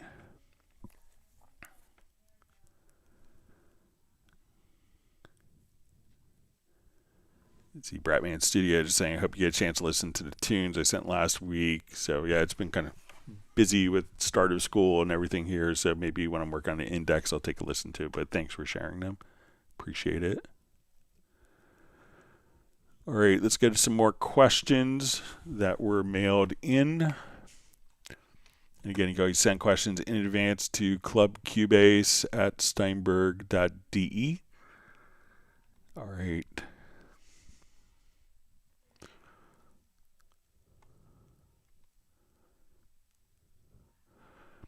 All right, so we had a question on how to use the chord editing functions in the key editor. Okay, so let's say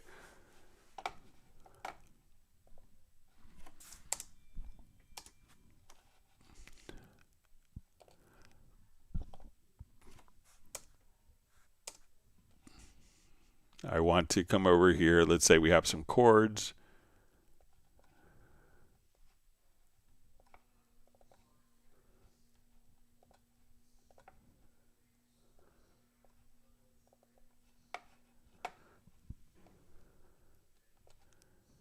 All right, so let's make it a D minor chord.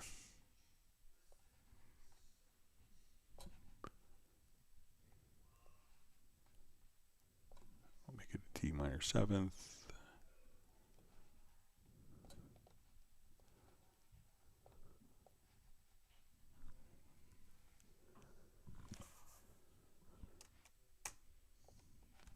Okay, so let's say we have our chords kind of laid out for us here. So we have a D minor chord followed by an A minor chord with.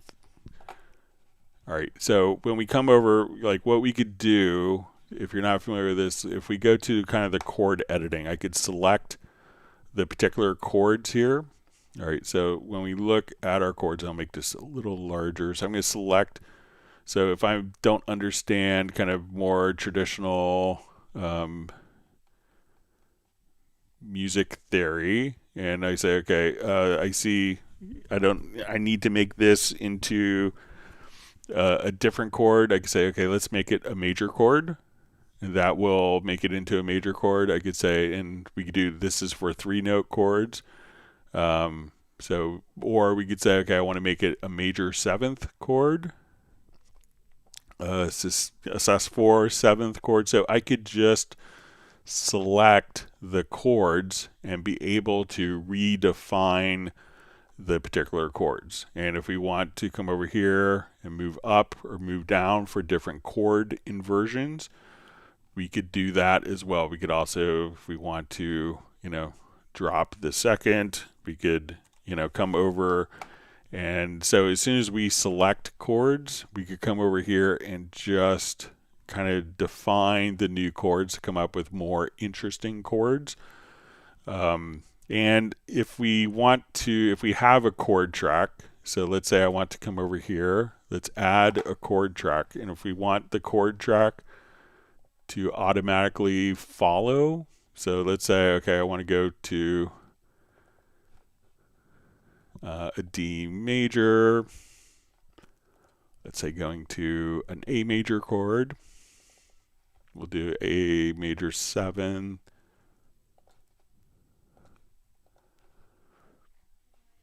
okay, so now when we do this, and let's say if we're in our full screen editor, we could choose to see our global track and we can see our chord track. And now we could also say match with the chord track. So if we have a chord track and we kind of played a bunch of notes that weren't matching, I could come over here and say match with the notes in the chord track. Or if I moved all of these notes and say, oh, this is the chord that I really want, we could add that track to the chord track. So check out some of the chord editing functions, because you can do some great stuff, and just be able to kind of modify your different chords and come up with some different voicings, whether it's going to be kind of a 3-note or 4-note chord, or just kind of work with different inversions to get different flavors. There's a lot of great stuff that you could do in a chord editing tab right there.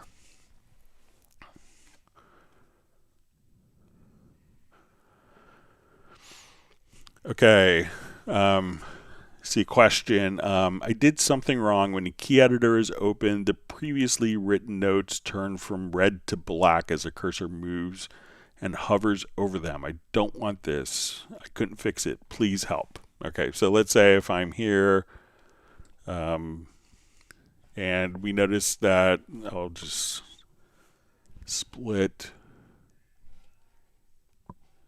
a cursor here.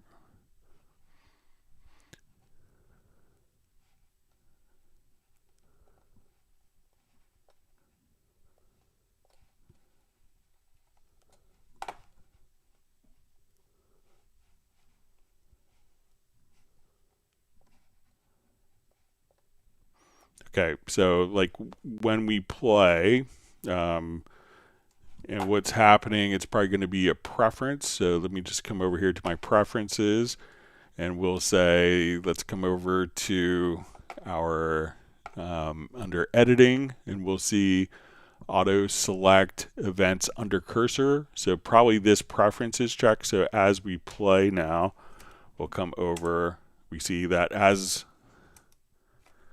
we're in the particular editor, it's just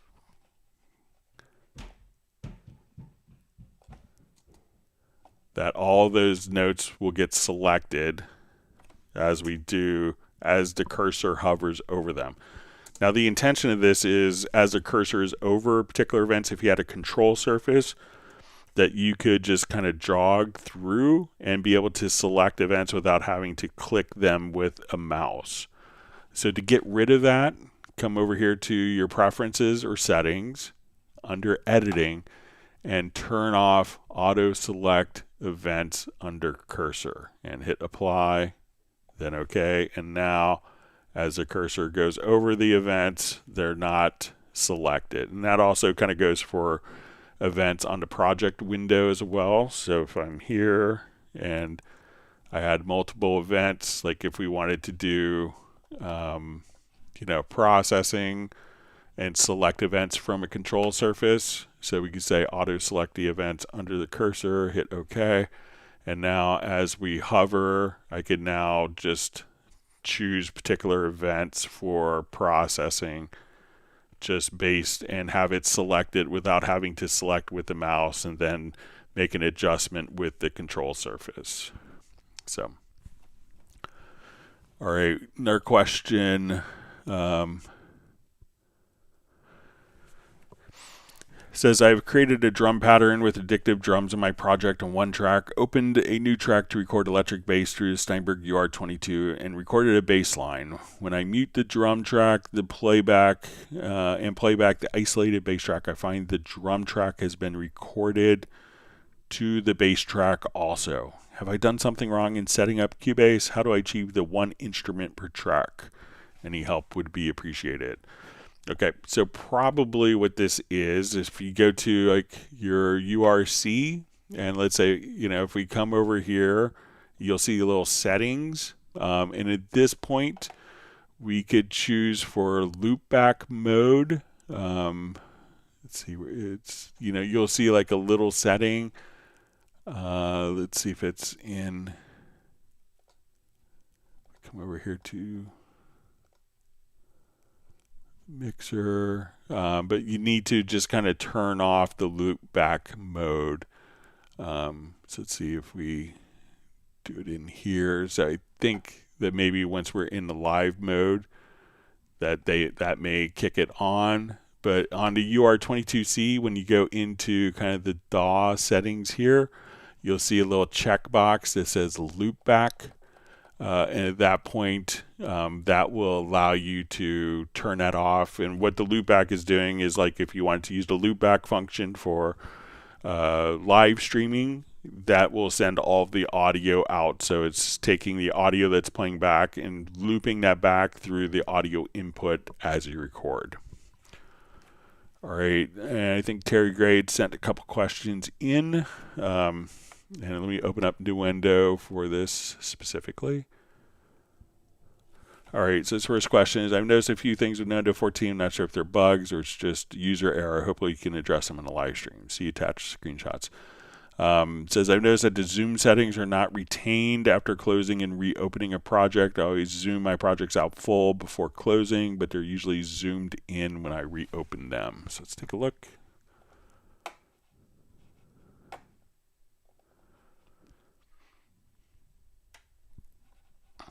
All right, so let's say I have this project and I want to do quick zoom full here so we see all of the parts. So we start off, we're going to be a measure 1 and we'll see measure 790. So I'm going to check. So let's go ahead and save as. So we'll just say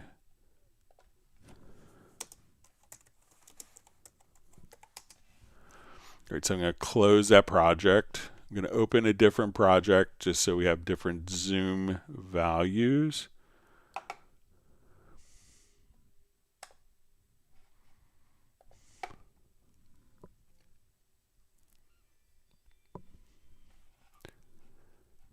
All right, so here we see measure 1158. So I'm going to go back to our zoom test and we'll see if it's automatically preserved. So yeah, it looks like it's saved here, so make sure, you mentioned that you do a zoom full, but make sure that you save the project after doing that. But it seemed like mine, the zoom value was retained. after saving it in a current zoom state and going to a different project, it seems to retain the zoom state where the project was left. So let's say if I want to come here to this project, we can open it up and we'll see probably the zoom values here change. So now we're at 127. So it seems like it's retaining the saved values. So make sure when you do the zoom full that you save after doing that. Let me know if that helps. Another question. I've also noticed that my key command presses are not retained as well. I have to reselect custom preset a lot. After I select it, I can't go back to the menu later, and it's gone. So sometimes when you do key commands, so let's say we go over here to our key commands.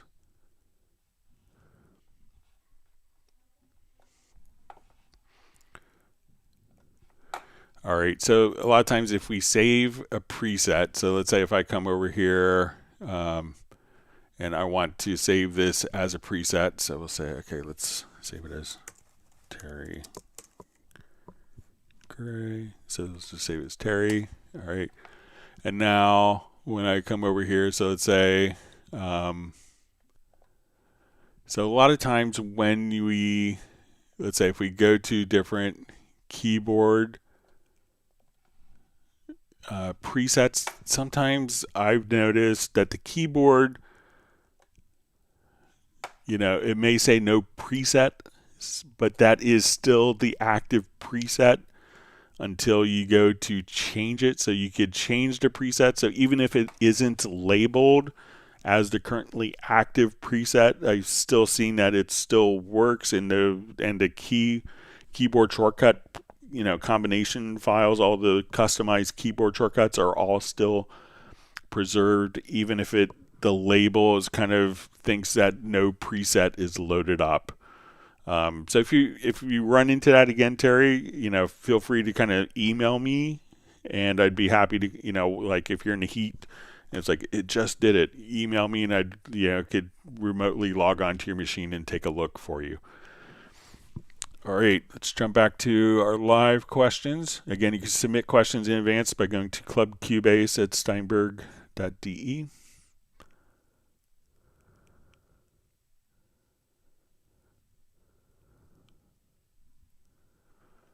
Okay.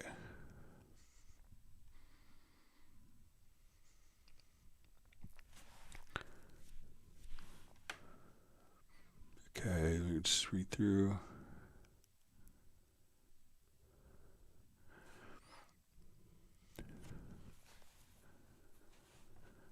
Okay, so Aldine Lee asks, what is the ideal dB level / headroom per track for recording audio in a very dynamic multi-track session? How forgiving is Cubase if you accidentally go over 0 dB? And it says, of course, I know about the use of limiters, etc. during the recording session, just talking about worst case scenario going over 0 dB. So if you're recording in 32-bit floating point, all you'd have to do is to bring down the clip gain. So if you accidentally clipped, and you record it in 32-bit floating point, and you notice that, like as you do it, that, you notice that one particular area is just going to be kind of chopped off at the top, like we see in this waveform, that we just kind of lost our dynamic range. So all you'd have to do is just kind of come, right over here and just say, just bring that gain down. So just using kind of the clip gain here. And then as you bring that down, you notice that the actual transient doesn't clip.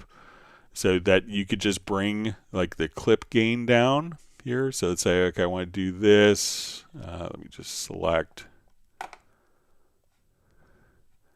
So like as you would bring down a clip gain, you'll notice that you're not going to have like the transients just like clipped off. It'll actually just bring that down. So if you're, Most people I know will record it like -12, -6 dB for sources, but if someone got a little carried away dynamically, you could just simply bring the clip gain down if you recorded it at 32-bit float.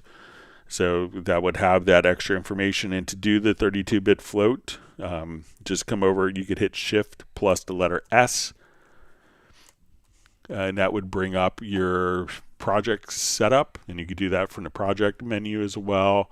And instead of bit depth of 24-bit, choose 32-bit float. And then you could always, it's almost impossible to clip. You could just bring the clip gain down. If something did kind of clip, just bring that clip gain down on that particular section. All right.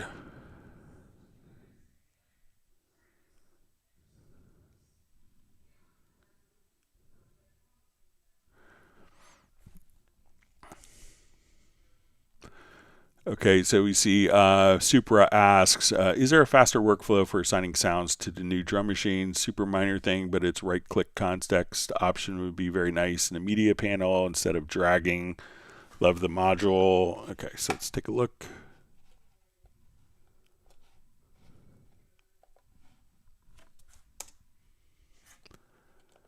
All right, so let's add a drum track.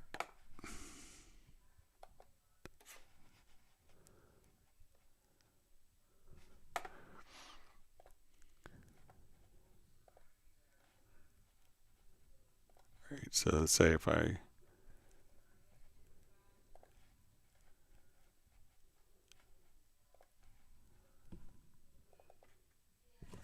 right.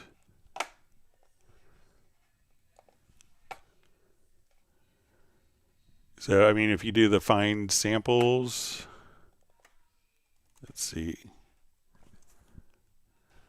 just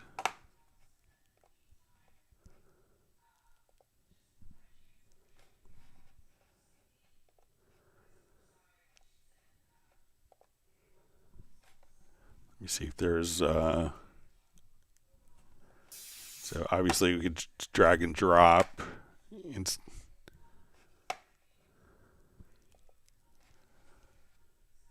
just see if there's a way. I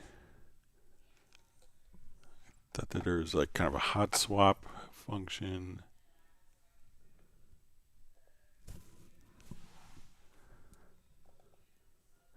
All right, so once we have a sample on, so let's say if I have, is that now that I turn on the hot swap here, that I could just replace the sample here. And let's say if I have hot swap on here, I have this pad selected. We'll see if, so that sample is automatically selected on that particular pad. So right here, try to turn on hot swap. So if I double click, it will add a track. That's not what we want. So I'm going to select a particular pad, turn on the hot swap, and then from Media Bay, I could just load in the sounds directly from Media Bay just by double clicking right onto the pad.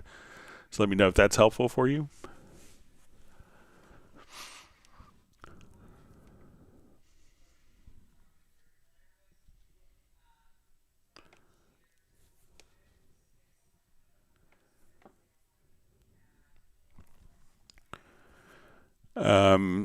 All right, so we see Roland stuff says, I don't know if it's something I'm doing, but the velocity setting for some Hallian VSTs don't seem to behave as expected. Adjustment appears non-linear. Taking the velocity down from 127 to say 60 hardly changes the sound, but take it down to maybe 40 and it's suddenly very quiet. I've noticed it with just a very few VSTs, not many. Any ideas, please? All right, so it could depend upon the instrument and how the instrument itself is relating to dynamics. Oh,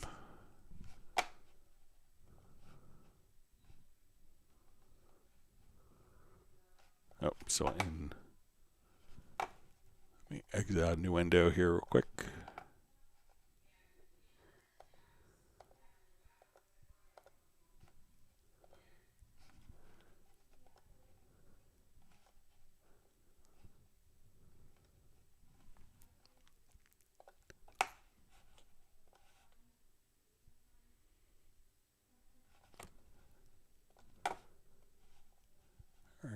just revert this quickly.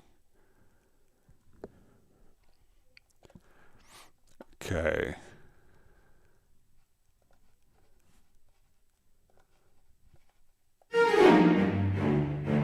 All right, so some instruments will, like when we play them, may respond to velocity, and depending on the instrument. So a lot of orchestral instruments, as we play, some of the patches may respond, especially kind of more on shorter notes. But like a wind player or a string player, they could actually adjust kind of their bowing after the note has started. So if it's in the legato patch, for instance, if I hit it very soft, it may not have any effect on the velocity, and the dynamics is controlled from like using the modulation wheel.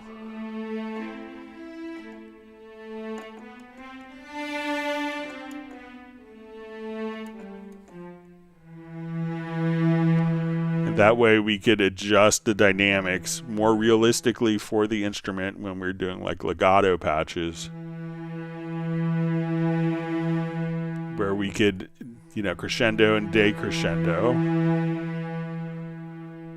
while the note is playing. So, for a piano voice, it doesn't make much sense because the piano can't necessarily do a crescendo after the note has been struck. But when you're doing winds or strings, so see if you just start working with, if you move like your modulation wheel, if that makes a difference. So depending on the patch, so if we're doing like pizzicato, our velocity will determine kind of the dynamics, but going to, some of the legato patches, it's going to be like a MIDI CC, like CC1, your modulation wheel.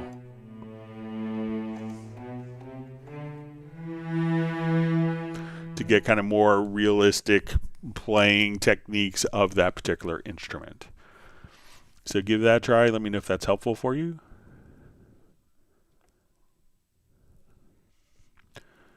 All right, so we see Flyv says, maybe I do have one more question. You can ask as many as you want, free of charge. All right. This is a question. Let me scroll back up. It says, my device has extra buttons for the functions you told me of, but I have no way of assigning them to macros. All right, so if you're doing like a MIDI device manager, so let's say if I want to come over here to my MIDI remote, and let's say I want to trigger a macro from my nano control. So when we come over, if you go to the key commands, you'll see a whole category for macros. And then you could just see, and assign the particular macro to a button. So I want to come over here. Let's grab so I want this button to trigger, this macro. So now when I hit that button, we could just trigger that macro. So if your question is about assigning a macro to a button on your MIDI remote, again, if you go to the key commands, and just come over here, you'll see the macros category. All the macros that are available in your system, you could then assign from buttons on your MIDI remote control.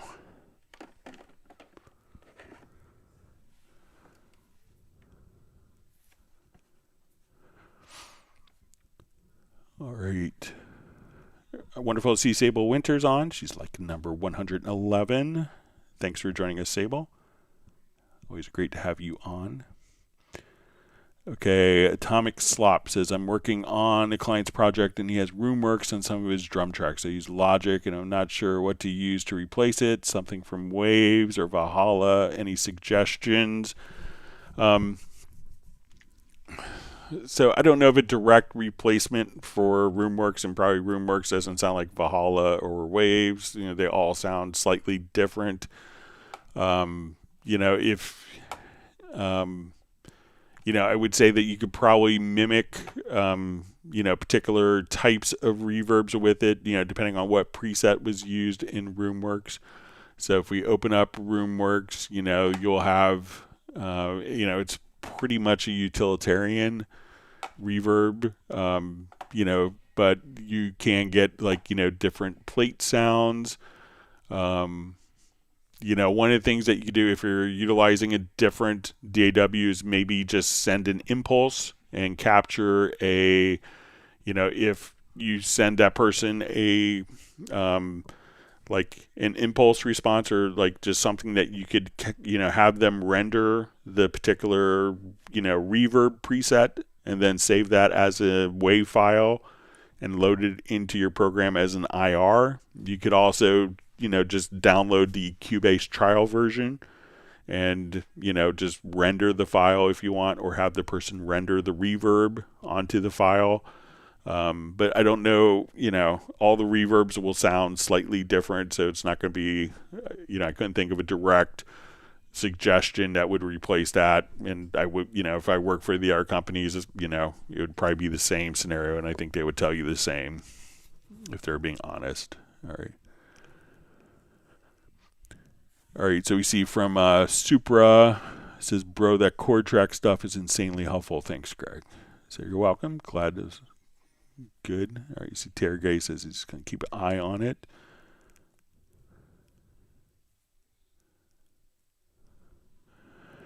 All right, so Jazzy Lomel says, greetings, Greg. Can you, Cubase, read AVI video files for me to sync and then save it back down to the same format? So generally, yeah, most AVI files will work. There's going to be different containers and codecs. So if you look at the containers and codecs that are included, so let's say, we'll just do video support in Cubase, Nuendo, Darko, WaveLab, etc. So if you look over here, you could actually kind of see the different container types. So you can say AVI, so you want to be like, you know, these two codecs, so have it as that codec, and then once you have your particular, so you know, if you have that codec, that will just load up, and then if you wanted to go to the same exact video, all you'd have to do, let's see if I still have this, project open. All right, let me just open it up again quickly.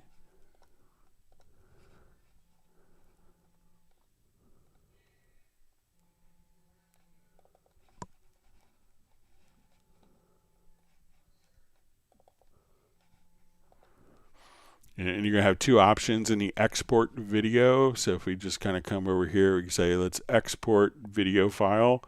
And you could choose to render a new video file, which can make a larger file, or you could choose to replace the audio in a video file. So here you could say, okay, we're going to add this WAV file into the name, and it's going to basically take the same exact video file and replace the audio in the video file. All right, wonderful to see Graham Witcher from Oxford, formerly of Royal Wootton Bassett, which is my favorite town to say. All right, so we see Gareth, who's been listening in while doing other tasks.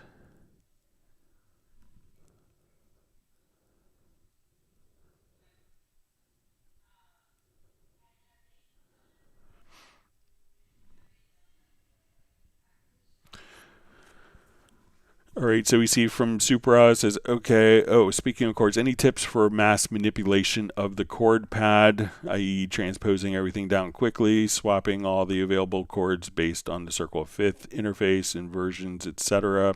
All right, so let's go ahead.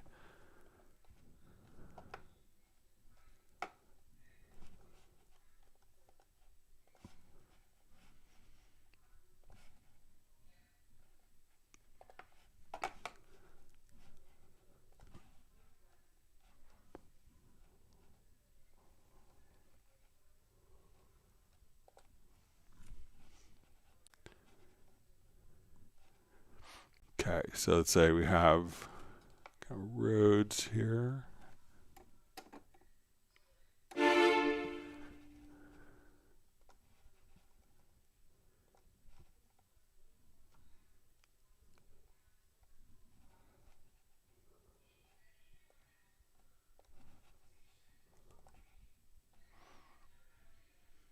Okay. All right, so say. All right, let me see if I have a MIDI effect on there.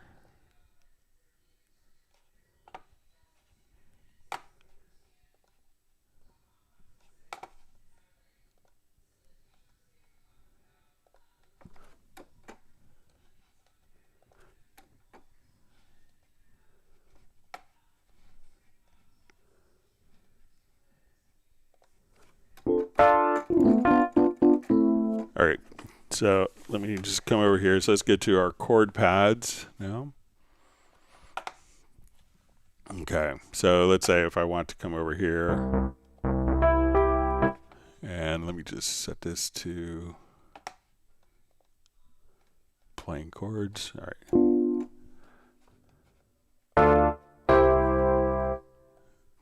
All right, so now we want to come over here. All right, so if I just use my pitch bend wheel,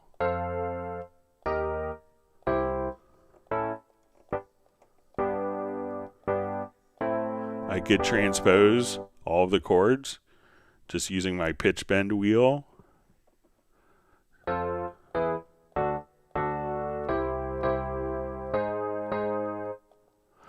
So now if you want to use kind of, so that's kind of easy way of transposing down quickly. So just kind of sweeping.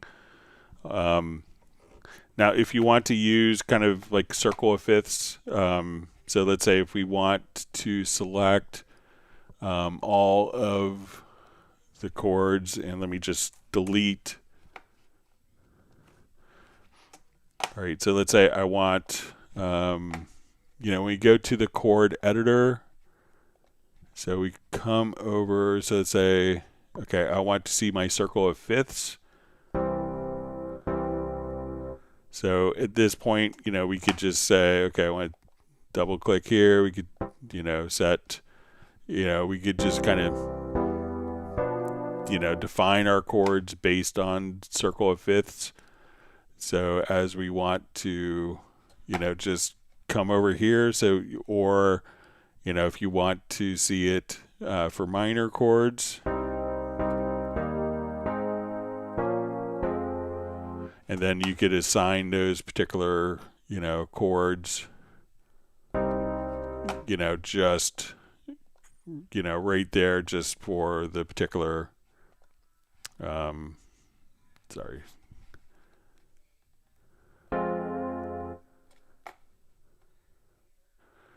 But, you know, you could also come over here if you want to do like different chord inversions. So I actually went through kind of at request of people here. So let's say, okay, I want to do Dorian mode. And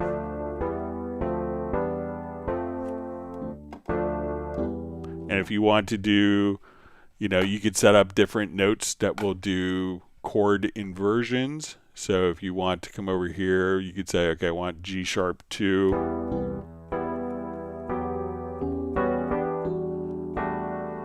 To do more inversions or fewer inversions. And here's where you could, you know, choose to transpose all pads, or you could say, you could use A2 to transpose down, or A sharp 2 to transpose up.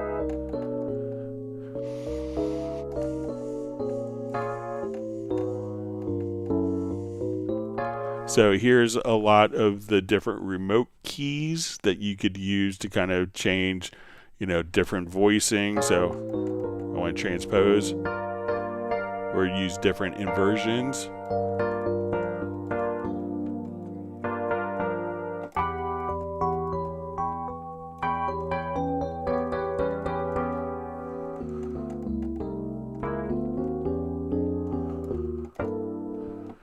So all sorts of great stuff. So again, to access that, just kind of come right over here. And you see like this little MIDI setup icon, and you could remap those as you see fit. So all sorts of great creative possibilities there. All right, you see Michael Teams is granted Sable 1 gallon of Texas Best Strawberry Ice Cream. That could be my favorite flavor, Sable.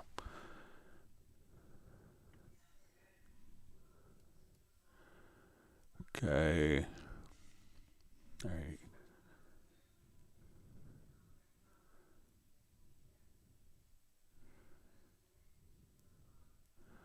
See, Super just says the hot swap tip was helpful. Thanks, Greg. So you're welcome.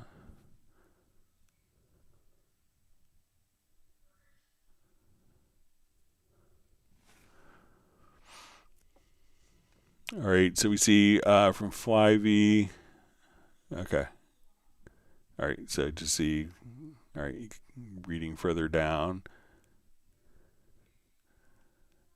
that he got the macros sorted out. Okay.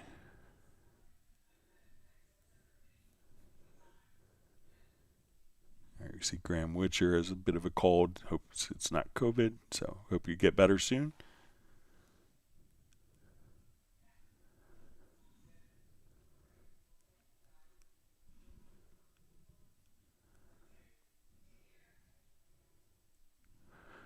All right, Jazzy Lamel just says, hey, Greg, what's the pros and cons of recording in 32-bit floating point? So the only real con is the file size may be a bit larger.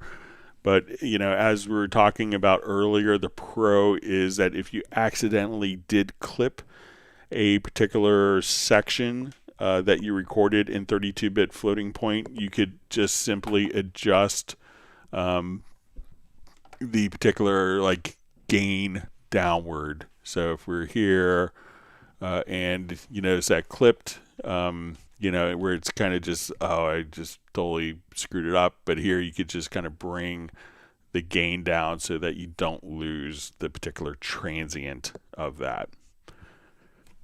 So I would always record it at 32-bit float just to be safe. It's like an extra security caution, like a security blanket in case someone got a little crazy with levels as you're recording.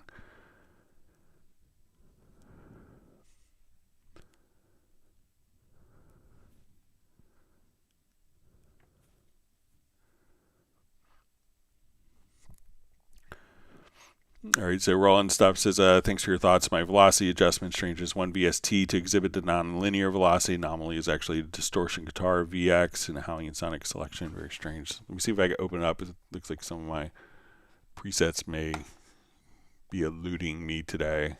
But let's see if I can get that. Yeah, I may have to.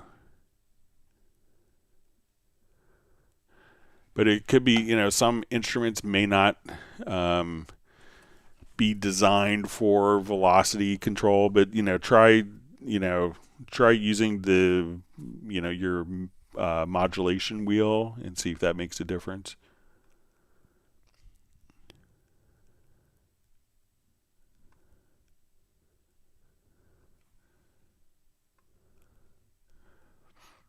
Okay.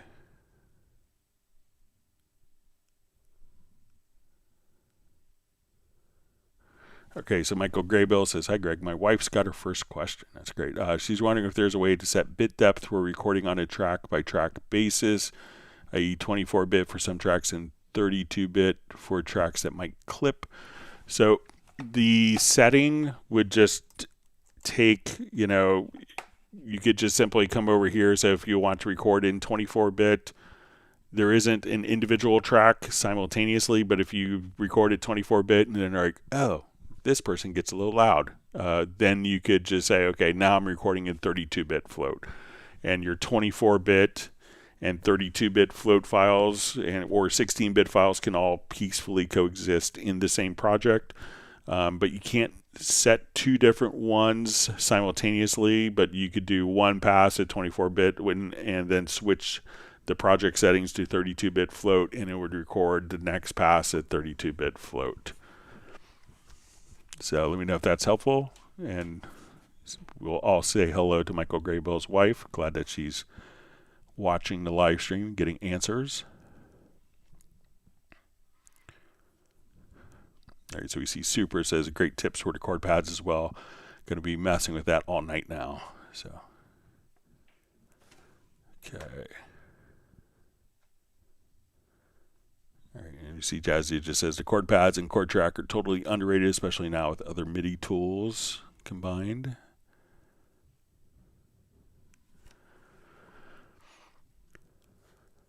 All right, so Bratman Studio asks, Greg, what would be your output setting when sending to a music supervisor for use in TV broadcasts, etc.? Is there a standard that you know of, or how does Hans Zimmer output his Cubase stuff? So I think usually Hans is going to have, maybe someone like Alan Meyerson mixing it, and he's not, I think they let him control his levels. But I know some people like Mark Roos, who's a composer friend of mine. He actually has, he found kind of like he has a kind of a mastering chain in WaveLab that he's found, and he may not share it with everyone, but he knows exactly kind of what the music you could probably do research on this, but Mark has figured out what the music supervisors. And he does like tons of TV shows, like, a lot of reality shows, and, Jerry Seinfeld's Getting Coffee with Comedians, just incredibly wonderful guy. But he found kind of like a WaveLab mastering chain that the music supervisor doesn't have to do anything on. So I would probably, you could probably do research. I don't deliver compositions for TV. But you probably want to make sure that yours doesn't, so what Mark has figured out a way is just to, the exact levels and kind of the EQ curve that they just go, oh, that's it. And they know that when they use that they don't have to do further processing. I could see if I could get, if Mark could share any insights. He's usually incredibly helpful with stuff like that. And to see like what he does as a composer. I could also maybe check with Fred Corey as well to see like and I know like talking to Zed's team, they're like, oh, I know the exact number for Spotify. I know the exact number for YouTube, and it's different than Spotify. And I know the number for Amazon Music, and I know the number for broadcast TV. And they, sit there and massage those levels. And sometimes it's down to 100th of a dB difference for different delivery formats. And I know that I'm doing this for CD release. I'm doing this for high resolution. So it's always kind of an evolving game. But I'll see if I can get some, like a ballpark of like the levels that some of my composer friends are using for Friday. All right, so with that, I think we're just about out of time. All right, so we see from John Barry, says, that's cool, 2 different bit depths. And it says, see from Flyview, what a great live stream. Thanks, Greg. Catch you later. Thanks for joining. All right, so I think we're just about out of time. I want to thank everyone for all the great questions. We'll be back on Friday, starting at 1 p.m. U.S. Eastern Time. I want everyone to stay safe and healthy, and I appreciate such a wonderful community that we have here in the Club Cubase live streams. And if people want, leave a comment if you want kind of like a detailed, like featured live stream. Let me know what you're thinking, and we could accommodate that if needed. So with that, we'll go ahead and say goodbye, and thank you very much. Have a wonderful day, and we'll see you back on Friday. Goodbye.